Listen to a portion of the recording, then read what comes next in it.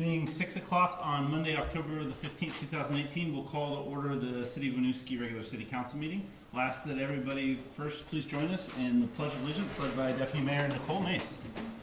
I pledge allegiance to the flag of the United States of America and to the republic for which it stands, one nation, under God, indivisible, with liberty and justice for all. Okay, first up tonight is agenda review. This is an opportunity for council to make any adjustments to tonight's agenda. We have a relatively, in comparison to past year, really, compact agenda. So I don't think there's a lot to move. In terms of the sheer count of items, not there. Knock on something. Okay, any items for agenda review? Okay, so seeing and hearing none, we'll move on to public comment. Public comment is an opportunity for members of the public to address the council on anything that's not on tonight's agenda. You'll find tonight's agenda in the back. And we also appreciate everybody who's visiting this evening taking the time to sign in on your way out. If you didn't on your way in, we appreciate that. It's a nice way for us to log everybody in attendance. Make sure we spell your name right in the minutes. Any items for public comment this evening? Okay. So seeing and hearing none, we'll move on to tonight's consent agenda. We have two items on tonight's consent agenda. First up, we have the City Council minutes from October 1st, 2018. And we also have the approval of warrants for the payroll period from 9/23/18 and October the 6th, 2018, and the warrants ending for October the 12th, 2018. Can we split it since I wasn't here? Sure. So I will take separate motions in regards to the agenda, splitting off item A first. Any questions or concerns on behalf of council? Any questions or concerns on behalf of the public? I move that we approve the minutes. Second. Motion by Eric, second by Christine. Any further discussion? Seeing here none, all those in favor, please. Aye. Aye. Aye. Those opposed? Those abstaining? Yes. Motion carries. I now entertain a motion for approval of the warrants item B. So moved. Second. Motion by Nicole, second by Eric. Any further discussion? Seeing here none, all those in favor, please say aye. Aye. Those opposed? Motion carries. Consent agenda is approved as presented. City update. Great, thank you. So a number of updates tonight. First, we want to start by thanking the Winooski Natural Resources Conservation District for the stormwater murals that went in last week about rethinking runoff. So we have two murals, one down by Chicks Market and one on Winooski Falls Way. I want to call out special thanks to the artists, Holly Greenleaf, Rachel Fernando, and Stephen Welter. This is really a public education campaign to educate our residents about not putting things down the storm drains, and they're also very cool in getting lots of social media attention, Paul would want me to say. So thank you to that organization and those artists. Our auditors are here this week in this room. Angela put together 75 requested documents in advance of them showing up today, and really has done a great job pulling that together middle of budget season as well. So thank you, Angela, for that, and thank you to Sullivan and Powers for being here. The police department purchased a solar-powered radar speed detection system with the governor's highway funds that people will now see up on the top of Main Street. It's part of our attempt, again, at placemaking along Main Street, getting people to slow down. One of the new innovations with that radar screen is that it's Bluetooth enabled, so we'll actually be able to pull the data out and understand what's happening over the hours and days, which is great for our planning purposes. We want to welcome Julie Montanaro, is that Montera, as the new youth services coordinator at the library. She started last Thursday and is fantastic, and we're excited to have her join the team. Also wanted to mention that last Thursday we had a fire at the school, and probably lots of the parents watching got the notification about this. It was actually a burned out motor in one of the roof units.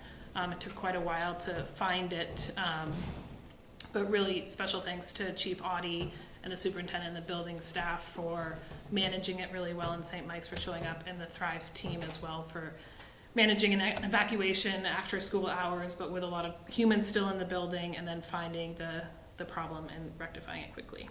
Minimal damage to the building, which is great. Last week we had our housing policy panel discussion, which is great. We had 5 professionals from around the region talking to us about housing policy options. If people missed it, it is broadcast on CCTV and on the CCTV website, as well as linked off of our Facebook page. They shared a lot of interesting insights and information. Just a reminder that CCRPC, Chittenden County Regional Planning Commission, is also hosting a convening of all the housing commissions in the area on October 29th for discussion specifically focused on affordable housing trust funds, which is one of the things we're considering. So if people are interested in that, that's Monday, October 29th from 6 to 8 at the CCRPC offices at 110 West Canal Street. And of course, VHFA is holding their housing conference from November 13th to 14th, as we've talked about. I'm gonna hold on the item A of our agenda.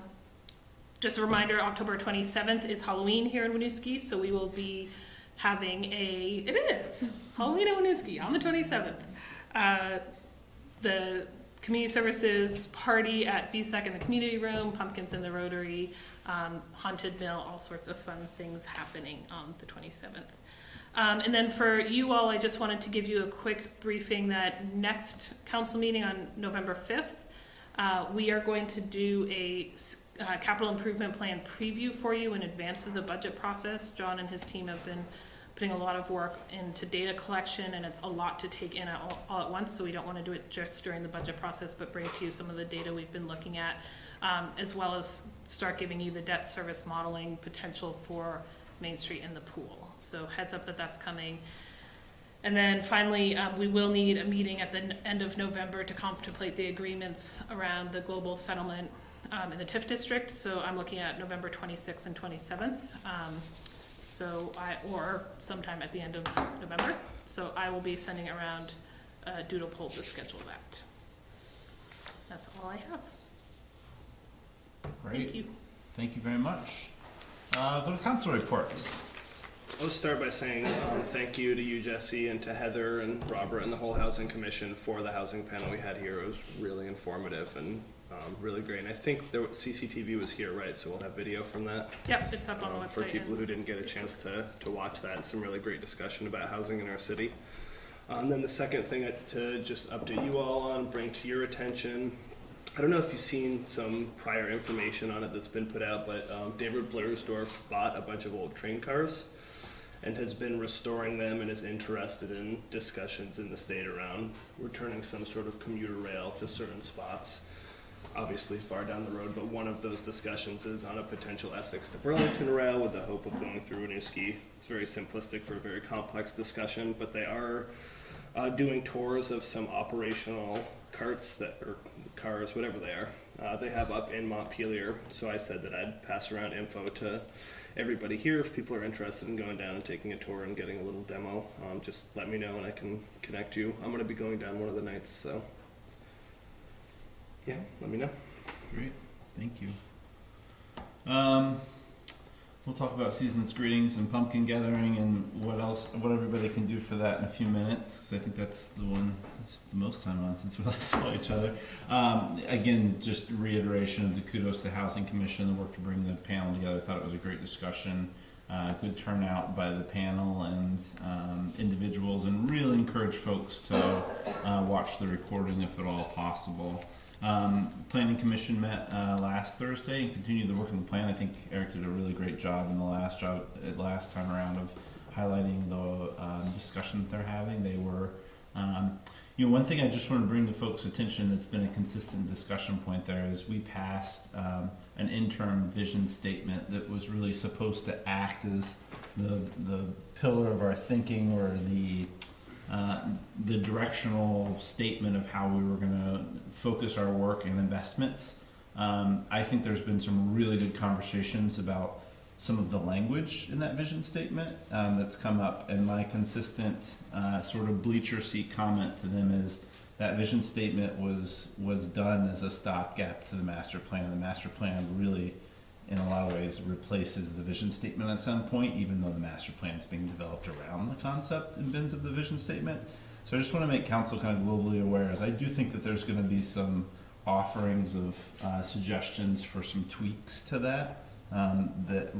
I think the conversations have actually pointed out a lot of really good things where we maybe had some contradictory language in there as they've kind of grappled on trying to put details into it. So I just wanted to highlight that and flag that for folks as that conversation moves forward. And then just want to reiterate that November the 13th is Housing 101 and 102 and a focus on health policy for the statewide housing conference, and the full conference is on the 14th. There's still registration spots available, but they do expect that it's going to sell out relatively soon, so I hope everybody can make that. So. I met with Jesse to review the proposal from the trainer on equity, and that Hal and I worked with this individual, so expect, as it's in the memo from staff on Safe, Healthy, Connected People, that we'll have a solid plan to review in November or December, but making progress on that project. So I also attended the housing series. It was great. Thanks again. I had a meeting with Jesse to go into a deeper preview of the budgeting process to be prepared for that for my first go around. And also we discussed the TIF district to make sure that I have a solid understanding of that too as we move into budget discussions. The Planning Commission met on Thursday and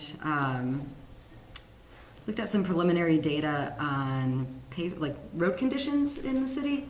So Public Works is working on putting together, I guess this is probably part of the capital improvements plan work, rating of where road conditions are and then how they will be addressed in the future to have a proactive approach there. And the commission is providing input on what our, as a community, what our expectations should be of our road conditions to drive that process. We also, the commission decided to move forward with doing social media posting of updates on their work. So like a monthly, very factual, here's what we've been working on. And want to do that in conjunction with me as the council liaison. So we'll put forth those updates together.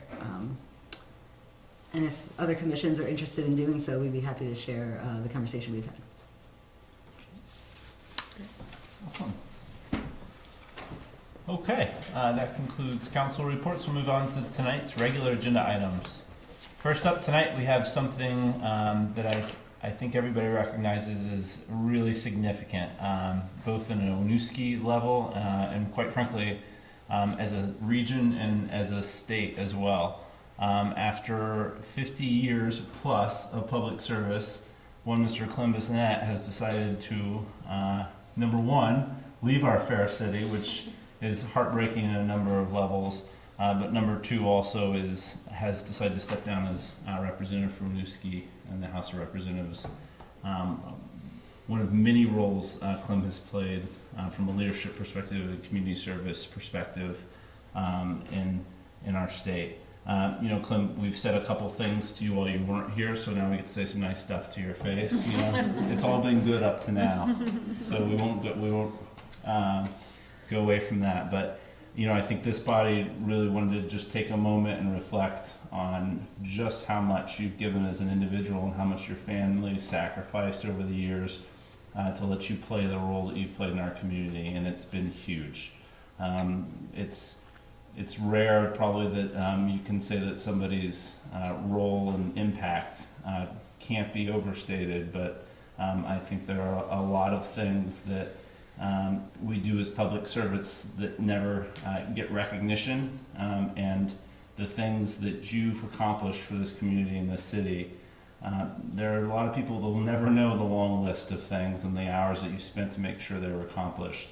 But I do want to point out there are several very, very visible ones that people can walk around, put their feet on, put their hands on, including the downtown, and leading the community through the state's largest redevelopment project in its history. And the complexity of that and the time and hours that was spent doing that. But prior to all that kind of big stuff, 40 plus other years of service leading up to that, where you prepared yourself to be in that type of position to lead the community in the way that you did. And I just personally just want to reflect that I hope that you're able to sit here tonight and when you submitted your letter to the legislature, let them know that you'd be stepping down with a tremendous sense of accomplishment and pride in the work and the contributions that you gave to the city of Winooski. So I can't say enough about the example you've set to people who are interested in being public servants and for people who are just interested in being good humans and going to things and volunteering. You know, you were just as likely to be seen carrying a pumpkin as you were swinging a gavel. So that's what it's about, right? Leadership and work. So we can't thank you enough, and we have a resolution. We're gonna. I won't say we passed it yet. We got to vote. So you know, we've got to bite the fingernails from dinner too. But I'll take a second now and read that resolution. Anything else from council? Thank you for your years of service. It's been a real pleasure to work with you and learn from you. Thank you. And we're gonna ask you to come on up. So we're missing a member tonight, and we have a nice little plaque in production. So you don't get to take this home tonight. But we do want to perform an official reading for you. So resolution recognizing Clem Bissonet's service to Winooski. Whereas the city of Winooski is proud to acknowledge the legacy of community service and leadership of Clement Bissonette. And whereas Representative Bissonette has served the Winooski community for over 55 years in various capacities. And whereas Representative Bissonette has served the residents of Winooski since the age of 18. Well, hold on a second now. You're only 34, so how's that? Be kind. Starting with the Winooski JCs.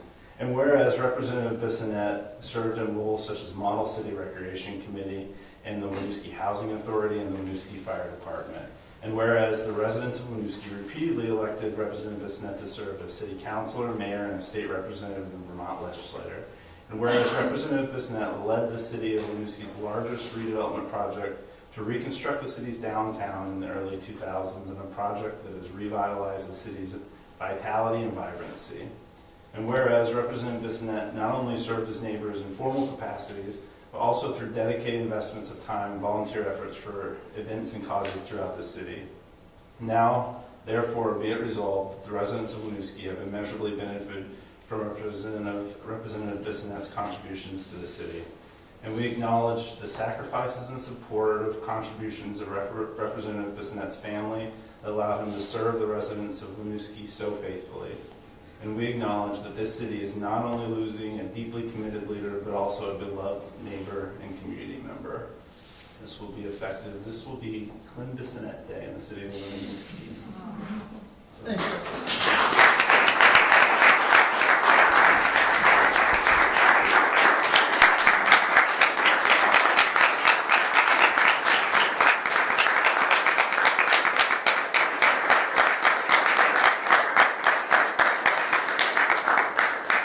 I'd like to thank the mayor and the council for this, Jesse.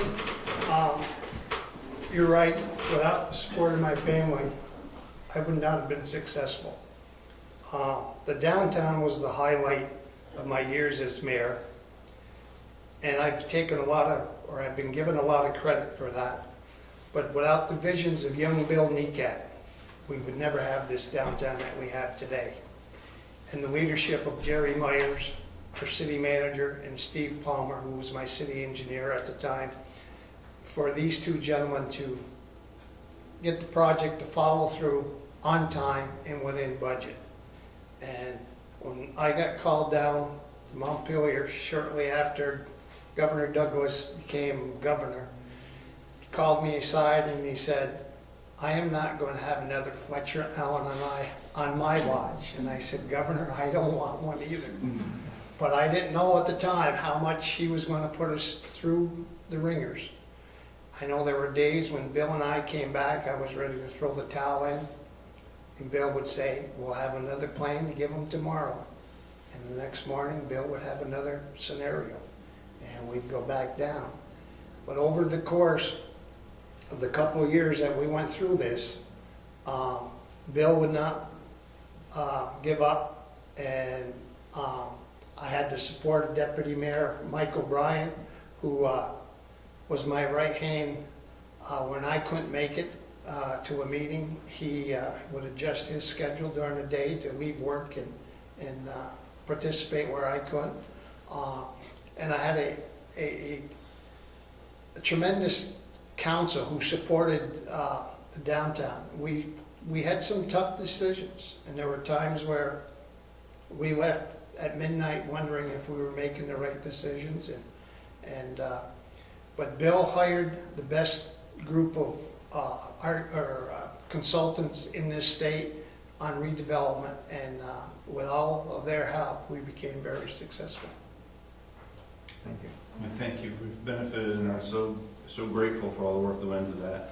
And in public service, nobody ever questions any decision that you make or the way you go through anything. So we appreciate your fortitude in seeing it through.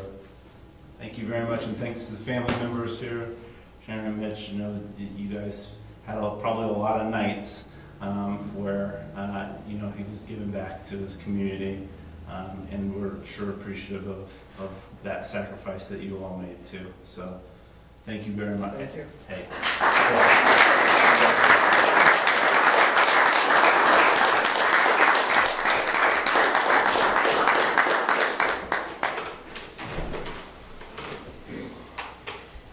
Just like every other item, though, we also get to open up for public comment. Any public comment this evening? Any comments from the public? I don't know. Well deserved, Clem. You are a pillar of this community, always have been. I think the first time I met you was when I was playing CYO basketball and we were up with Fritz, coaches.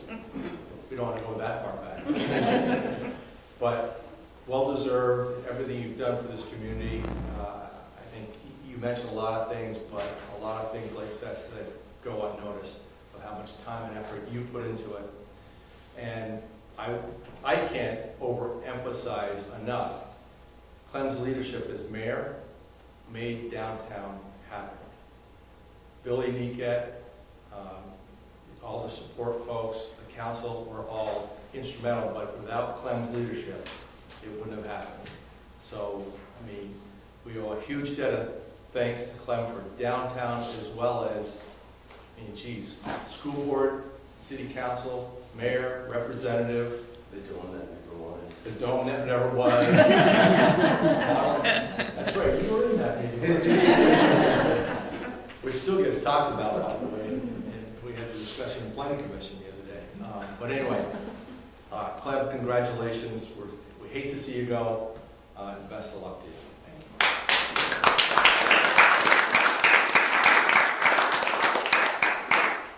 Any other public comment?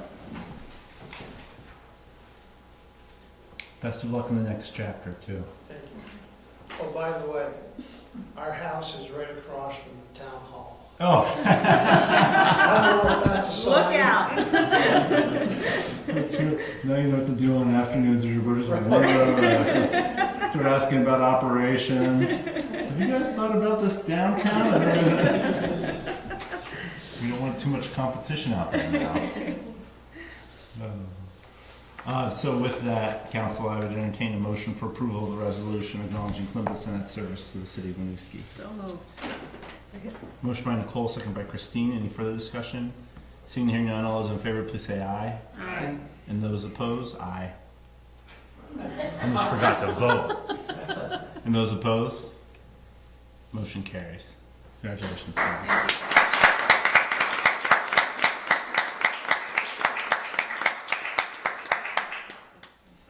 Thank you. Okay, item B is the event permit for the Festival of Pumpkins and City event. So thankfully for all of us, well, sadly, Heather is home with the flu. So she's keeping her germs to herself, which we appreciate. Otherwise, she would be presenting this. This is the Festival of the Pumpkins event permit. We have reviewed it with staff, of course, are in great support of this happening. It happens regularly. And we are recommending that we waive the Rotary Park fee as part of this event permit. Totally agree. This is a legacy event and a staple. 16th or 18th year, I think it's 18th year of this event. Yesterday, we picked around 900 and some odd pumpkins, Mitch. Yeah, so, and beautiful pumpkins this year. Last year, it was a little spotty out there. It was a little wet. But beautiful pumpkins, really nice size, good quality.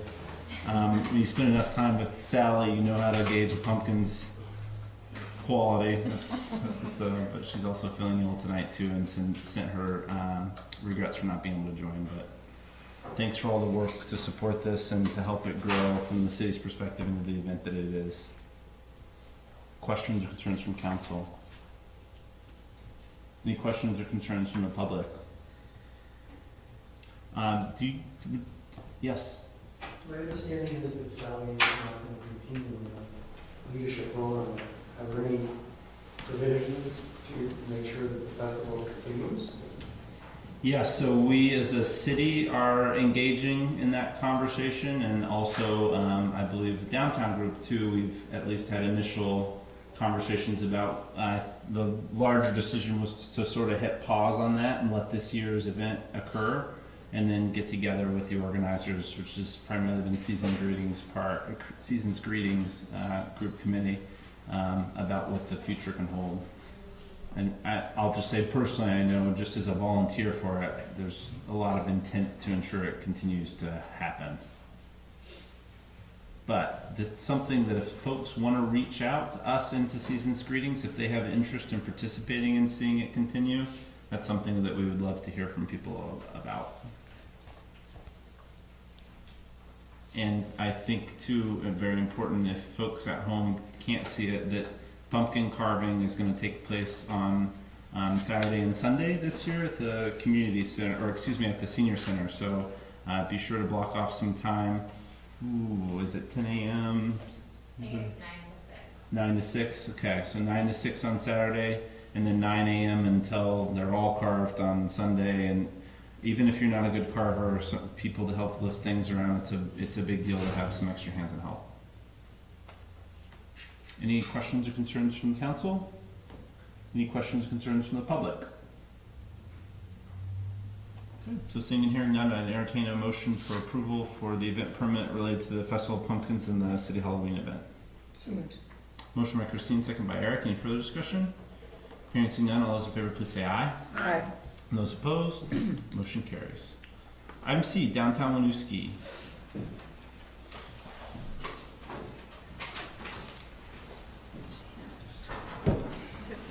Open the front.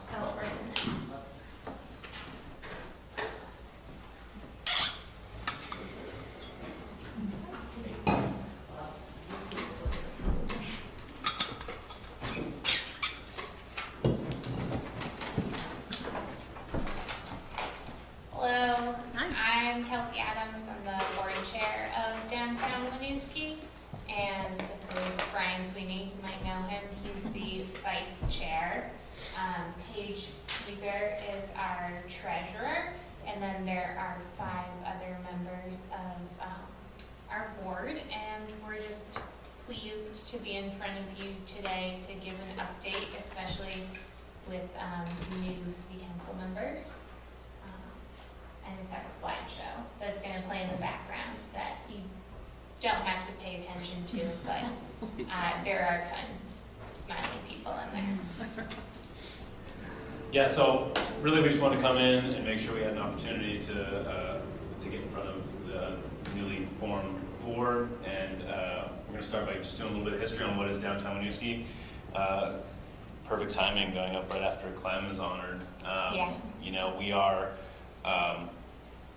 we're here because the downtown is a designated downtown, and we're required by state to have a nonprofit board associated with that. So we're lucky enough to be that board at this time. The organization started around in the beginning of 2001 when the downtown was formed, and originally it was built around this 4-pillar approach that the state had adopted, which was design, promotion, economic vitality, and organization. So the board had always kind of used those guiding pillars to drive the organization, and it went through a bunch of different iterations of people and format and responsibility. One of the main things it's always done is report, it works with the city to report back to the state about certain economic development numbers and downtown related numbers, I guess. We were previously known as the Winooski Community Partnership. It's always been Downtown Winooski Inc. doing business as the WCP. Ditched the WCP last year, I think. Yeah. And just went back to our roots of downtown Winooski. Some of the other recent changes, we had a staff position for a couple years as an executive director. That was a new position, something the organization hadn't had before. We gave that a go, and due to finances, had to scrap it and kind of take a look at the organization and see how we wanted to move forward sustainably. For the past year, it's been Since just January. an all-volunteer board. We do have some staff related to the farmers market, but no staff for the larger organization. And just another thing to note, we've always been below that $50,000 threshold For taxes. to the tax man, to stay under his radar.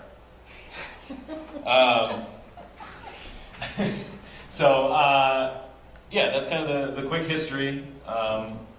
Any questions or anything about kind of the downtown Winooski and its kind of like purpose or structure you've had just eating away at you? Could you do an overview of the funding sources for even though you have full-time staff, I believe the city does allocate a certain percentage of sidewalk fees and other. So we get the sidewalk fees. They're Which is 100%. Is that 100% of the sidewalk fees? It's about 60, averages out to be about 6,800 a year. And then we also have some contribution from on-street parking. That was 12,500 in this budget. We also do an annual appeal that obviously varies in how much we get. We have some grant funding for the farmers market through City Market, their like seedling grant. that was a one-time. That was a one-time thing. Vendor fees from farmers. And then we have some events that bring in a little bit of money, the dog show, and some of the stuff that Kelsey's going to go over of some of the different things that we do. But those events generally bring in some money as well. Which is probably a great time to just talk about, unless there's any other questions right then. I was just gonna go over some of our successes this year with some fun numbers. So we run the farmers market. There are 20 dates. It runs from Mother's Day to Columbus Day weekend, or Indigenous Peoples Day weekend. There were 13 seasonal vendors, so folks that were there for all of those weekends. And then there was a total of 22 vendors, so plus or minus folks that would come for a couple of weekends. The average attendance for the farmers market was 520 people, and so that was as high as just north of 750 for French Heritage Day, and as low as like 300, when it's raining and cold. We received a grant from City Market for our Pop Club, which is a free meal site on Sundays. And there's a great activity tent that not a lot of other farmers markets have nearby, so it does draw a good amount of kids, and it's there's a group of folks that reoccur and attend throughout the season. That's really great. And our farmers market Facebook page, just in terms of reach, is 2,100 likes, and then our downtown page is 1,300 likes. And we also have a readership of our newsletter around 1,500, and the open rate for that averages 27%, which is pretty darn good in terms of other readerships. Another great program that we do is Access Winooski. So we have a card that gives you benefits at 29 participating businesses, and so we'll be selling those again for around Small Business Saturday. And so one of our goals is that business reach out and engaging businesses, representing businesses, and that's something that Brian's going to talk about, how we want to improve on that in the future.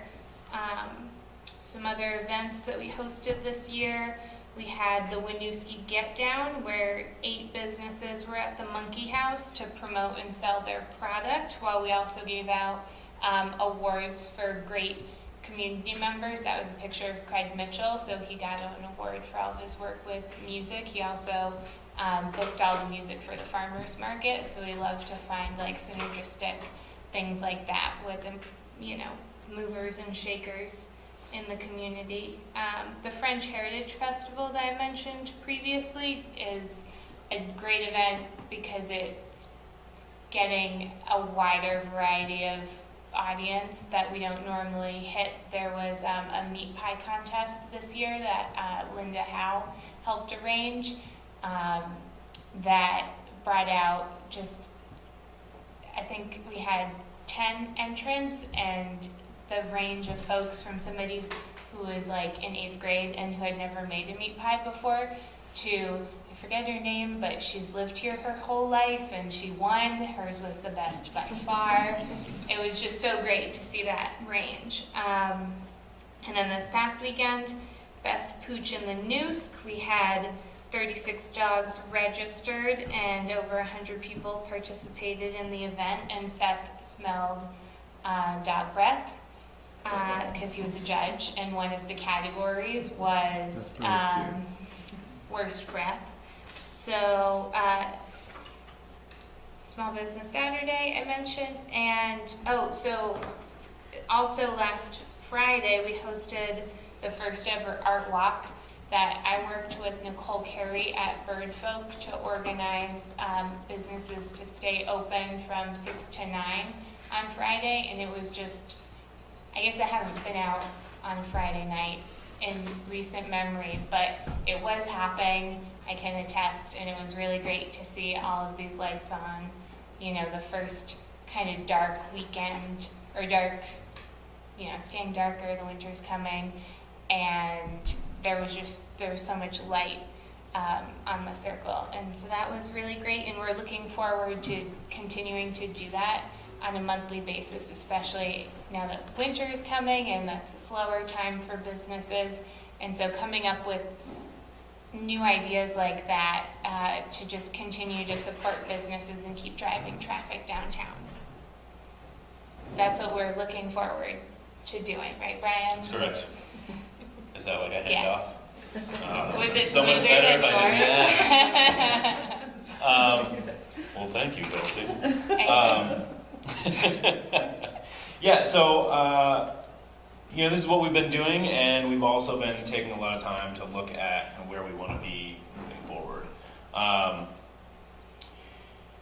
The city has this wonderful economic development plan that's an active document, right, that has a laundry list of things spelled out in there that we kind of combed through and pulled out everything that called on the WCP or downtown Winooski to help the city achieve some of these economic development goals. So, we have been working with Heather and Jesse to comb through that and see where we might actually be able to do that and how we can do that moving forward.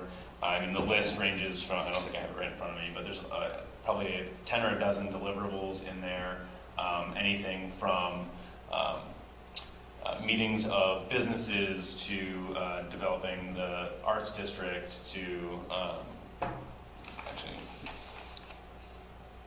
co-marketing opportunities, hosting more events, cross-promoting events. So just kind of some of the things that downtown Winooski is already doing, and some things that there's opportunity for us to do more of. So we want to look more at that and figure out how we can help the city achieve those goals. Really, another a key thing we're going to start to look at is really figuring out how to advocate for businesses in a more impactful way. So right now we have, I think, great relationships with a lot of businesses, and we do a lot of fun things throughout the city and throughout the year. And there's a lot going on in the city always, but there's about to be a heck of a lot more things going on that are going to impact the businesses in the long term in a very positive way. I think it's going to be a long road to get through all this stuff, but we see a real opportunity for this organization to find a way to be a stronger advocate for those businesses as the city moves in newer, exciting directions. So we want to figure out a way to do that, not just to butt heads with the city either. We really want to be able to have somebody kind of at the table and be a really good partner through a lot of the changes that are happening. And we see that, businesses, their goal is just to do their business, right? Like if they're selling something, it's to sell more of that thing. If it's to serve people, they want to serve more people. If it's to create art, they want to create the greatest art and sell it and be sustainable, right? What they don't want to do is come in here and have to slam their fist on a desk and worry about upsetting their patrons and potentially losing business because of taking political sides on an issue. So we see an opportunity for downtown Winooski to act as a lobbyist for the businesses, to really make sure that their voices are heard in the city and beyond if needed. So part of that is going to be looking at our board governance and figuring out how to really incorporate more businesses in a very active way. We have traditionally had a single seat filled by a business owner.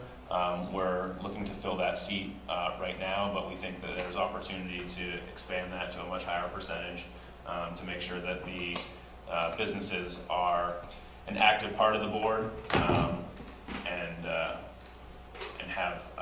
have just a stronger voice. So yeah, that's our kind of like what we're looking at in the future. What we haven't fully fleshed out is how we're going to do that, but we wanted to come in and just take this opportunity to let you know that we are taking a hard look at the way we're set up and how we want to be in the future, and we're trying to figure out how to get there. And we're going to work very hard with the city, with Heather and Jesse, to figure out how to do that. Questions? Concerns? So I think just a couple more context things. The downtown designation isn't just a designation, it opens the door for several types of specialized funding through state programs, in some cases federal programs, that would not otherwise be available but for that designation of the activity that the downtown board does. From two primary programs that we utilize, number one is the historic preservation funding and tax credits, and as well as the revitalization and the sales tax reallocation credits. Those have helped with hundreds of thousands of dollars of investment in the Champlain Mill, the block building for historic preservation, the Peking Duck House revitalization. The hotel got a sales tax reallocation, which is the only thing that made the financing, even though it hasn't gone yet, work.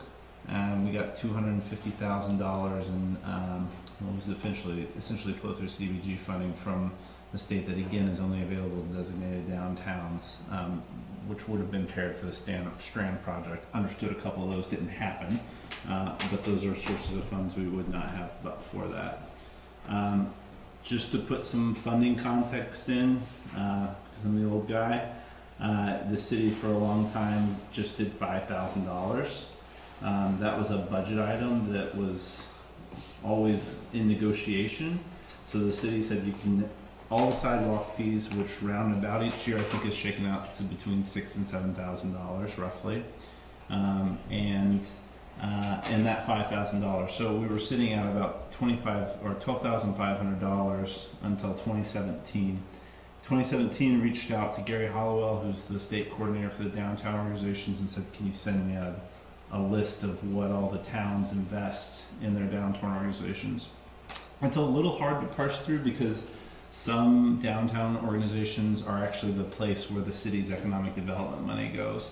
So the economic development officer is actually a joint, either a joint expenditure or the city pays for it, and they're the executive director of the downtown organization. So the range goes from $200,000 in Rutland, which they count towards it, all the way down to $0 in the designated downtowns.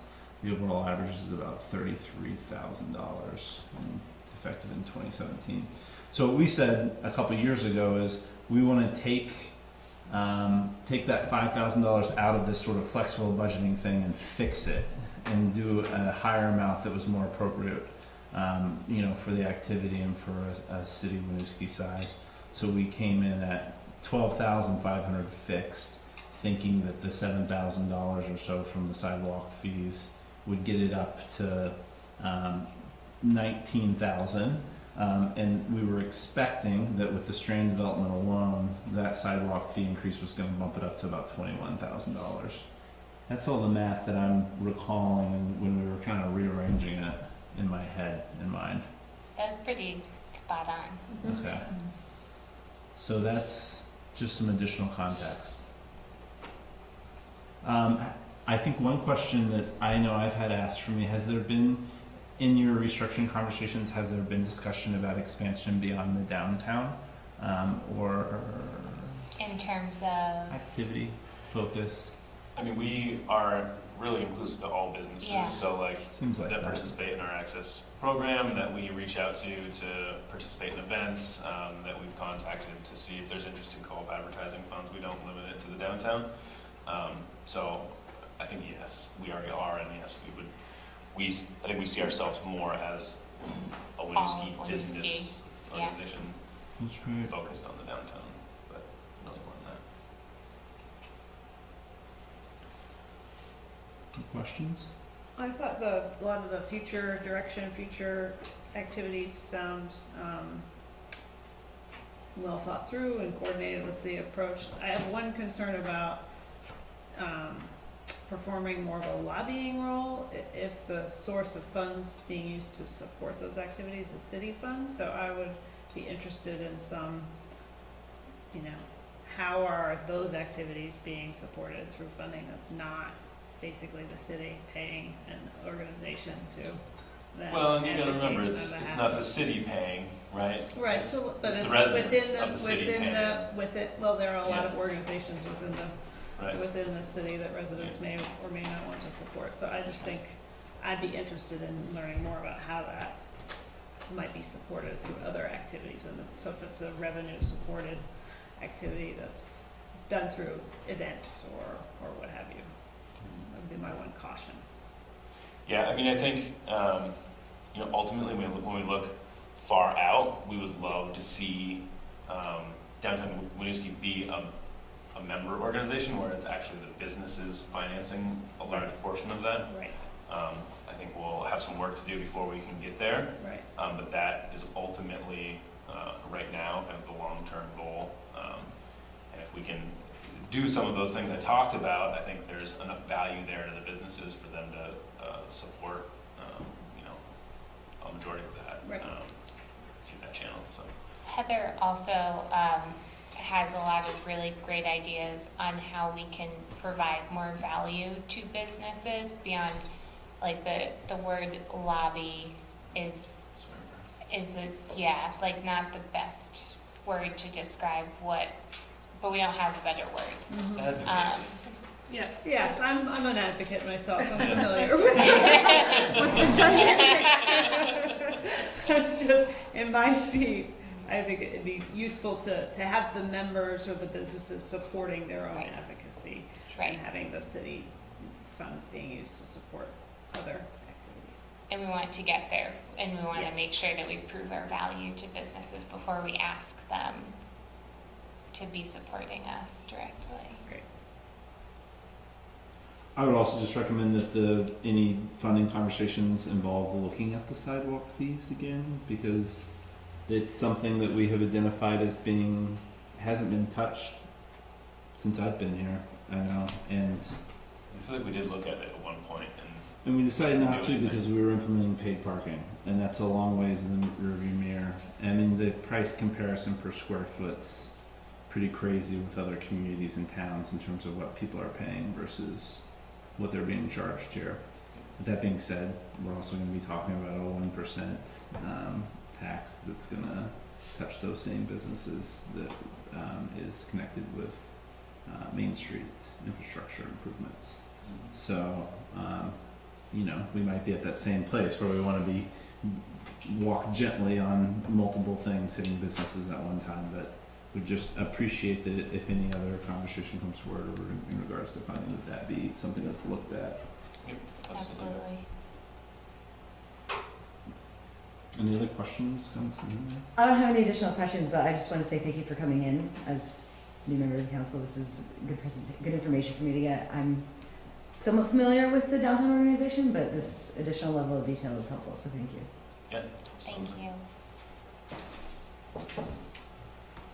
Questions, comments, concerns from the public? And just to reiterate, you guys are volunteers doing amazing things for the community. Thank you for all your time, work, and investment in the city and in the community. It means a lot, and all your work is really appreciated. And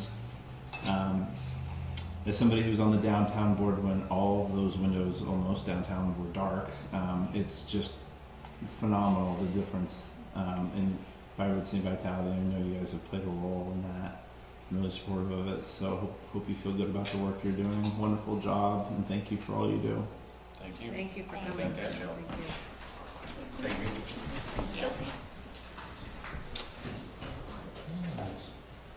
Next up is the Winooski Bridge Replacement Scoping Study. So I'm going to give a intro. Let's get started. I like that it's the Winooski Bridge. Just as long as we don't have to pay for them. Well, that's one comment I was getting ready to make. There's a lot of times on the white papers for the state, you see it referred to as the Burlington-Winooski Bridge or the Winooski-Burlington Bridge, but I like just the Winooski Bridge. It's kind of nice, except for when you're addressing bills. So CCRPC is here tonight. They initiated a scoping study along with the city of Burlington and V-Trans to look at replacement options for this 1929 Winooski Bridge. So during that process, McFarland Johnson was selected as the consultant engineer to put together this report. They worked together with an advisory committee, local advisory committee made up of the city of Burlington and other relevant parties to look at options and provide feedback on the alternatives design. So I'm actually going to kick it over to Peter Keating from CCRPC and McFarland Johnson, Dave Call, and Brian Holber. Good evening. Thanks. Could get crowded here. Yeah, I'll move. Yes. Thanks, John. I want to start by saying you mentioned that we have an advisory committee. It was a fairly substantial one, lots of folks from the cities, including Winooski. And John and Ryan Lambert and Heather Carrington were parts of the committee, and they gave us an awful lot of valuable input. Like Jessica was involved in one of our public meetings as well. So we got a lot of perspective from city employees, and we're going to hopefully get some feedback from you as well. John said, my name is Peter Keating. I work at the Regional Planning Commission. Dave Cole, Brian Coburn. McFarland Johnson is an engineering firm based in Concord, New Hampshire. A lot of bridge expertise, which we don't have a whole lot of in Vermont, so that's why we hired them up here. This is going to be kind of a 2 or 3 part presentation. I'm just going to talk about the process we went through, put it in overall context. I don't want to leave here giving the impression that we've gone through a study and next year you're going to see a big project out there. This is way down the road, and I want to make sure you're aware of that as we go through this. And after that, I'm going to turn it over to Dave to get into the particulars of all the alternatives we looked at, how we analyzed them, how we compared each to the other, and where we ended up with a recommendation from the advisory committee. And in fact, although it doesn't say it on the agenda, we're hoping that perhaps you'll concur with the recommendation that came from the advisory committee on selecting a preferred alternative, if you feel so inclined. But we'll get to that motion at the end that the advisory committee came up with. So a little bit about this. Keep clicking it. This talks about the relative place of what we call scoping in an overall context of getting to something, a final bridge. Scoping is just a study that defines the problem, looks at alternatives, recommends a solution. Once that's done, it goes into a much more complicated and detailed process, or processes, where it goes through lots of design phases before something happens at the final end of construction. We're at the very, very beginning here, and given a project like this that's likely to be, what we know is going to be very expensive, very challenging site to deal with, lots of constraints. It's a very important link between the two communities. It's a very important link statewide, actually. With all those issues around it, to get from where we are to construction is going to be probably many years. So, in perspective. This project didn't come out of nowhere. John mentioned that we decided to scope it, but we had been hearing from other places, communities, parties, that this is something that needed to be looked at. It so happens to be 5 different planning documents or scoping documents just in the last 2 years that all said this is a critical link and it's got some major deficiencies, especially for people who walk and bike across it. It carries 4 lanes of traffic, that seems to be adequate, but if you walk or bike it, it's got some real problems. So we have your master plan there in the middle right that was adopted pretty recently that talks about the need here. But Burlington on the bottom right just finished a walk-bike master plan. They identified it as a critical link in their in the overall regional bike ped system. At the top right is our regional active transportation plan that we adopted a couple years ago. Identifies this bridge as critical. And over the last couple of years, on the bottom left, we looked at the intersection on the immediate other side of the bridge, the Riverside, Colchester Avenue, Mill, Barrett intersection, problematic, lots of delays, lots of safety issues. And that point of the bridge is another problem as well. And finally, the one on the top left, a couple of years ago we looked at, well, if the bridge doesn't get fixed soon, maybe we look at building a separate bicycle pedestrian bridge. So we went through a scoping process there. Anyway, all those things fed into the project that we're going to talk about tonight. So going back to that scoping process, the very beginning of the phases, it starts with developing, a statement saying, here's why we're doing it, here's the rationale for doing it. So you can lay out the problem statement in 1 or 2 pages, and then you move forward, you look at a bunch of alternatives, you analyze them. We have public input as the 3rd phase here, but public input is sort of a constant. We have to involve the public in all phases of what we're doing. John mentioned the advisory committee, a significant number of people, like we had 17 people, lots of input from the cities as well as V-Trans and other parties. And after about a year plus of analyzing this and having meetings about it, we came up with a recommendation for what the committee feels is the way to move forward on this. And you'll see that when Dave brings that up later. So we're now at this star point here where we're done with a recommendation from the committee, but we really need the blessing of the legislative bodies in the 2 impacted communities, in Winooski and Burlington. So that's why we're here tonight. You'll hear more about this in a minute from Dave, but hopefully at the end of the evening you might feel comfortable to concur with what we're recommending. Burlington is a whole nother story. We have to go through their process, which is a little bit more bureaucratic, it's fair to say that. Complicated. We have to go through a subcommittee and the full city council, and hopefully we'll get that on their calendar sometime in November. So that's where we are, and I'm going to turn it over to Dave now to go back, give a little history of the bridge itself, and describe the alternatives that we went through. All right, thanks, Peter. Thanks for letting us come up and present. It was a fun scoping report to put together. It's a challenging site, to say the least, and a challenging bridge in and of itself to try and figure out what we're going to do while trying to appease so many different parties. So we think we came up with some interesting and good alternatives here. But start out with the existing bridge. It was built in 1929, and there's been several rehabilitations that have been performed. Going on right now also is a bridge rail rehab. We were actually the designers on that. I'm the project manager on that project as well. I can just say from the rail rehab that's going on, it's going well, but there was, as with any project for on a bridge is about 100, getting close to 100 years old, they're finding more deterioration than what was originally anticipated. Concrete and steel at some point just end up having a useful service life, and they reach their expiration point. So the bridge is inspected every 2 years as part of the national requirements that the bridge be inspected for safety considerations. It currently has a satisfactory rating, so there's no immediate danger of any sort of collapse or immediate structural failure. But as Peter mentioned, this is not a small undertaking or small project, and I think everyone recognizes you don't want it to get to the point where it's a critical concern. We have to make a decision under threat of something major happening. It's better to be have a little bit of forethought on a project like this. So one of the things that we did early on in the project, and Brian Colburn, who's actually, I'm a bridge guy, Brian's one of our roadway people, is we took a look at early on 3-lane or 4-lane structure. And Brian, you can talk to this pretty quickly here, but. Yep. So as we started this project, an idea that we heard that had been floated out was, well, why couldn't we just take the 4 lanes that are on the bridge now, reduce it down to 3, and then use that extra space for bike lanes? The scoping study for the intersection in Burlington had suggested to look at only 1 lane coming into Burlington and 2 lanes going into Winooski. Some previous analysis of the circulator also suggested that maybe that could work, but both those studies just looked at their respective intersections. What we did is we built a traffic model that had both intersections in it so you could see the interaction of the two, and found that only having 1 lane southbound does in fact increase the level of service, and that's a letter grade we give to traffic operations. Similar to the school, A is really good, F is not good.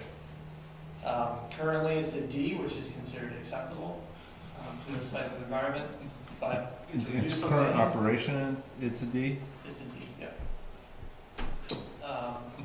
So if you reduce the lane, it goes to an F, and mostly it's the Main Street and West Street approaches. As traffic backs into the circulator, they don't have a chance to go.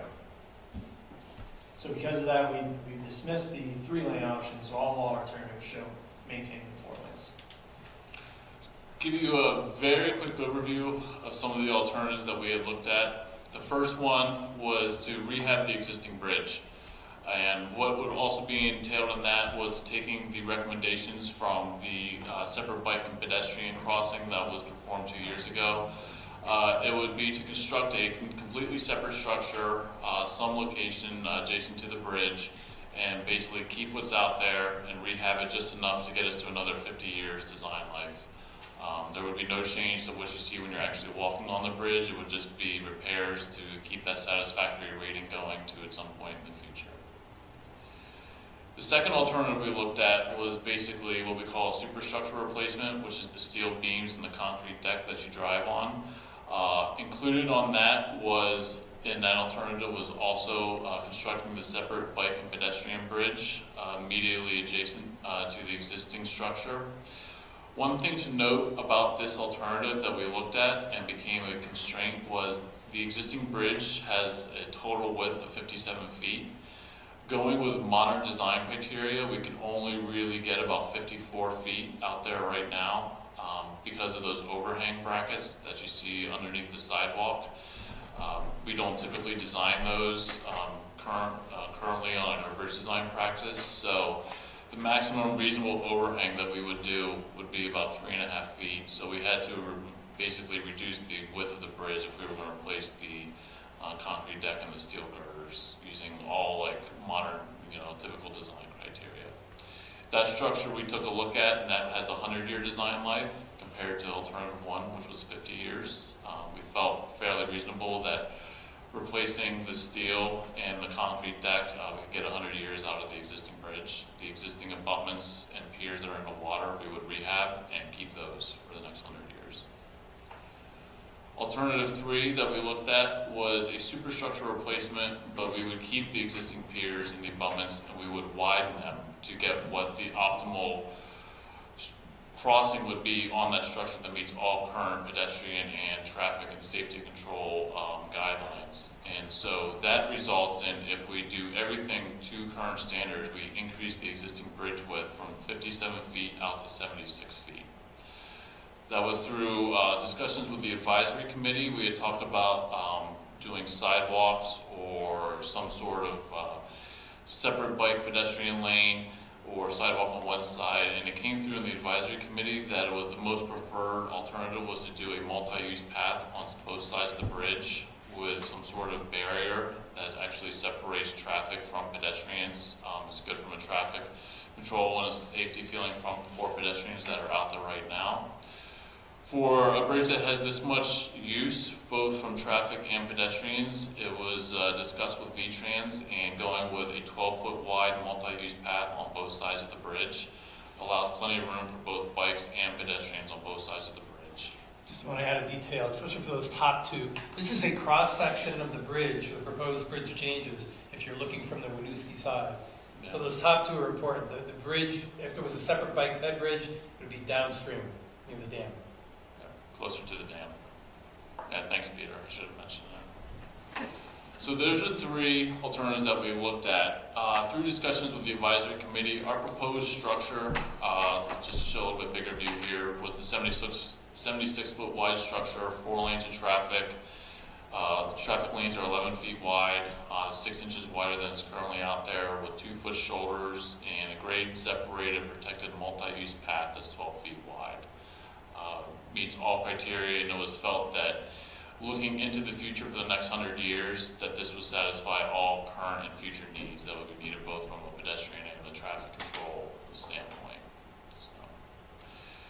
So then we looked at alternatives 4 and 5, and this is kind of when we were moving through our advisory committee. These were what was really focused on as being like preferred alternatives. Bridge alternative 4 is a 3-span structure. The existing piers would be widened. They would have to get into the water and widen them, and the existing abutments would also be widened. The existing abutments that are out there now, those would obviously be rehabbed. We would go through, but we wouldn't be doing a complete replacement.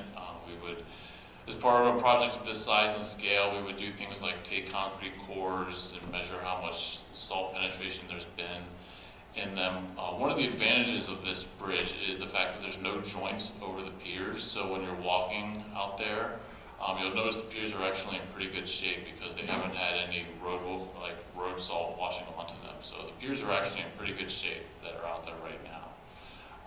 So that was one of the things that we looked at, and we felt that it was reasonable that we could do for alternative 4, was we widen the existing bridge. And this right here in the shaded areas, we wanted to make sure that the alternative that we came up with this widened structure would not interfere with any of the right-of-way, both on the Burlington and the Winooski side. So going with a 76-foot wide structure with wider sidewalks, those are about the extent of the impacts that would occur. We also wanted to make sure that the results that were done for the scoping study for the city of Burlington for Riverside Avenue intersection, that all of our alternatives would actually work with what they're proposing as well. We wanted to make sure that we wouldn't have anything that would really preclude or inhibit traffic going into the circulator as well. So this was alternative 4, it was a 3-span structure. Alternative 5 actually came about through one of our advisory committee meetings and also an interim meeting that we had with V-Trans. They recommended that why don't we go through and construct a new pier in the river and do a 2-span structure.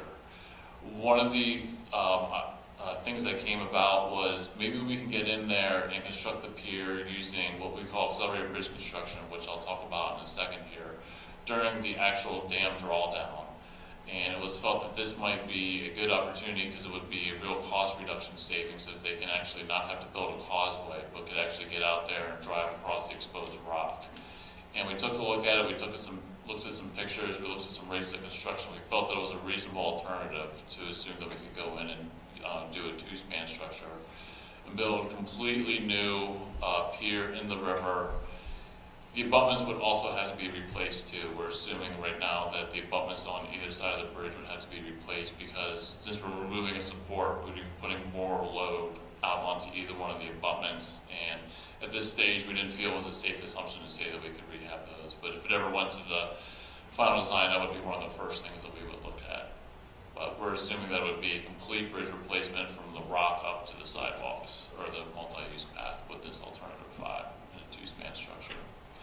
This was beneficial. We did meet with all the resource agencies, the Army Corps of Engineers and other resource agencies, and they like the idea of removing a pier from the river, both from a hydraulic standpoint, debris accumulation. You will get a very slight, but you will get a slight reduction in the FEMA map floodplain. Removing an obstruction from the river, and anytime you open up a river, they always like that idea. So this was looked upon very favorably. So one of the things we also looked at was how do we actually build this bridge, because this is really great to come up with all these concepts, but what are we going to do to traffic? And in the packet that's in the report, in the scoping report, is we looked at multiple different ways where we could use accelerated bridge construction. It's basically where we take a construction activity that would typically take several months or up to a year, and we try and go in there fast and build it fast and get it done as quick as possible. We reduce construction durations from several months or an entire year down to several weeks. This method of construction is actually very common in Vermont. It's the preferred method of bridge construction. I've worked on several projects for the state of Vermont, and I would say them and the state of Utah are the national leaders in this method of construction. So the method that we looked at for accelerated bridge construction was what was called the lateral slide method, which I'll go through and do a little bit of a quick animation here to see how it would actually work. This is just the existing bridge that's out there right now. For alternatives 4 and alternatives 5, we would actually widen the bridge to the downstream side ahead of time. We would go in and widen the piers, and we would construct a portion of the existing bridge ahead of time. This could be done, this option for both alternatives 4 and 5, going to the downstream side, allows basically a separation and construct this bridge in a series of phases, where if we build a portion of the bridge ahead of time, that could actually be used as a separate bike and pedestrian bridge. We don't identify the first 3 alternatives, but it would still end up being part of the final bridge, which you'll see here in a second. The advantage to going, one of the big advantages we identified going to the downstream side was in between the stage where this portion of the bridge is constructed and we would replace the actual portion that you drive on. There's some utilities that are out there right now, and relocating those utilities will not be a small process. There's fiber optic cables that run across the bridge, and relocating fiber optic cables is quite an undertaking. So if we can move all those utilities to the newly constructed bridge, it really removes a slow, critical task off of the actual construction when we have to shut down, and it would make construction substantially easier.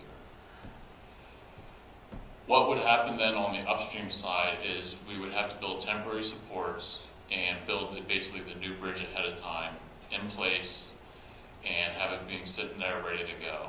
And then when the time comes that we actually decide, or they decide that they're going to shut down construction, they would shut the bridge to construction, or shut the bridge down to traffic, remove the existing bridge that's out there right now. At the top portion of the existing piers, they would have to reconstruct them because the elevations might be slightly different, and just rehab those. And then what actually would be done is we would slide the bridge into place. And that whole slide process right there, the actual moving of the bridge, would probably only take a couple hours to move it into place. It's a pretty fast process. I did one of those in Maine, where I was a project engineer on, and doing another one in New Hampshire right now. It's actually, of accelerated bridge construction, is probably the oldest method. It's the most durable, and it's the most tried and true method. And it's probably the fastest from actually getting the new bridge into place.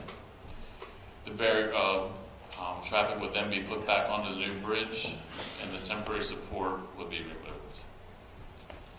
So it's really great using that method because it gets the bridge replaced fast and we're not having to work with several years of construction. But one of the drawbacks is the contractor needs an area to construct this new bridge. And that would, because of the dam to the existing downstream side, we have to go to the upstream side. And the bridge has to be constructed in line with the existing structure. So on both sides, on the Burlington and the Winooski side, we would have to shut down that whole area probably for a year and put in temporary supports and a staging area where the contractor can build a new bridge ahead of time and then slide it into place. And then they would have to remove all the supports and reconstruct everything that they basically take down. But accelerated bridge construction is a good option from the standpoint of it's really limits the impacts to the traffic, but they have to build it somewhere. So there's going to be some residual side effects for that. And just for example, like that's the Riverwalk with substantial steel infrastructure underneath it. What would that require removal of that Riverwalk? Yes. Drop in over it? Yeah, a portion of it that would require removal. And in the plans, we would recommend, and everything has to be reconstructed back to its original intent. But both from a safety perspective and everything else that's going on out there, that they would need to build those supports in line with the existing development.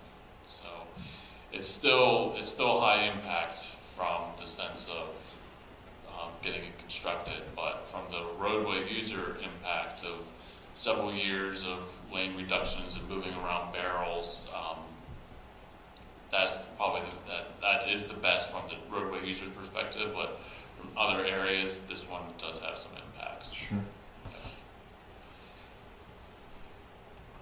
So in our scoping report, we did go through, we have a really big decision matrix. We also tried to summarize it. And I'm not going to go through all the portions of the decision matrix, but it was determined fairly on that alternatives 4 and 5 have the most benefits and have the greatest impacts. With the decision matrix, we tried to weigh everything off of 3 things: the public concerns, the advisory committee, and local and state agencies' input, trying to find the best solution that fits right in the middle of all those concerns. To get to the crux of it, for alternatives 4 and 5, alternative 4 has a projected cost we anticipate of $18.3 million. Alternative 5 is $22.7 million. That's total cost, that's preliminary engineering, that's traffic control, that's preliminary design, public outreach. There will be a very substantial public outreach on this that needs to be accounted for. We looked at all aspects of it, basically from starting construction until they plant that last seed of grass and they can walk away and it starts growing. Through our advisory committee meetings, we had 6 advisory committee meetings, 1 public input meeting, and then several meetings with VTrans. This is how we came up with all of these alternatives. The locally preferred alternative that the advisory committee recommended was both alternatives 4 and 5, which is why I highlighted both of them here for you tonight. It was basically decided that alternatives 4 and 5 in constructing a portion of the new bridge downstream of the existing bridge gives us the most options. It allows for the bridge to be built in stages. It allows for, if it's determined through discussions with the local community that accelerated bridge construction is not a viable alternative, it doesn't have to be done that way. It can be built with conventional construction. But going to the upstream side, we really didn't find a feasible way where we could do the accelerated bridge construction. So alternatives 4 and 5 were both thought to be a viable alternative. There's a lot of preliminary engineering that will be done once this final design process gets underway, like analysis of the existing structure, what's the concrete like out there, how much salt has penetrated in the abutments over the last 100 years. There's still a lot of testing that needs to be done, which is one of the reasons why it was difficult to come down on a preferred alternative at this time. But the concepts of both alternatives 4 and 5 with a wider structure to the downstream side was looked at as providing the most options both now and in the future. And with that, I have a couple questions. And actually, could you go back to the cross-section of the alternates 4 and 5? Yeah. Just want to briefly mention that. Yeah, there you go. You know, the advisory committee had a lot of discussion on is alternative 4 better than 5, but they all agreed what's on top of the bridge, we all agreed to it. So it's what you would experience. This would be the cross-section, this would be the layout for the bike ped path, the traffic lanes, and the shoulders. The only difference is what's underneath. It's the steel and the concrete underneath. And because of a lot of unknowns, and will hopefully be answered in the design phase, going forward with both recommendations, this quite makes sense. This is the identical thing, and this is what people are going to experience anyway, so a lot of confidence in that. Is there a difference in the lifespan between 4 and 5? The lifespan was assumed to be the same. We did go through a life cycle cost, which I did not identify here, and we're assuming that for alternative 4, you will have to do some sort of rehabilitation, some major rehabilitations in the future for those piers and abutments that are out there right now. So looking from the life cycle cost perspective, there is going to be a premium paid, then some of the costs are going to be kicked down the road, because assuming that you can get 200 years out of those existing piers and abutments without some substantial rehabilitation being performed is not a reasonable alternative that we could really make at this time. And what was the lifespan on 5? I mean, we heard 100 before. Is it 100 years. So just to be, let's just be blunt. You know, the other ones are 100 years as well. That's a nice round number. We would expect that 4 and 5 would outlive alternatives 2 and 3, even though 100 years is also being used. Yeah, that's. I understand that the engineering world, you can only say. Yeah, we can only say 100, but realistically, if you went with alternative 5, it would be over 100 years. Okay. And there's no way to predict, but you had mentioned there are a lot of kind of those stakeholder individuals or groups that prefer the removal of one of those piers. Do you think that that could also open up potential alternative funding streams because of some of those groups that might be interested in the removal of that additional pier? That is a good question. There might be. There's so many different funding sources that are out there right now. I can't speak to whether there is. I'm not saying there's not, but there's definitely there definitely could be, and from the permitting standpoint as well, that would be look favorably upon. Is this a question? Is this a good time for us to start peppering questions? Sure, fire away. Yeah. I haven't seen I saw the report from like 6 years ago, but I don't think I've seen the more recent one. What did it score, and what's the line for federal money? It's 50 something, 60 something. So right now the funding would be 80-20, 80 state or federal, and then 20. V-Trans also has some incentives that they kick in. So if you go with an accelerated bridge construction, they'll knock the local share in half. And then if you also go with a rehabilitation of an existing bridge, they will then also cut that in half. So if you go 80-20 and you went with an accelerated bridge construction, it would be 90-10. And then if you went with a rehabilitation, which would be alternative 4, it would be 95-5. And then that cost would be split equally between both cities. So just backing up, what did the bridge score in the last assessment? I know there's a number that's produced in that. In the inspection report? 67, 72. Does anybody know? It was, I think I have it sitting over there right now, but I think it's about I think it would actually nailed it, 67.3 was the sufficiency rating. That takes many different things into account. So it's kind of don't quote me on that, I'll get you that number. I'm just running off the top of my head.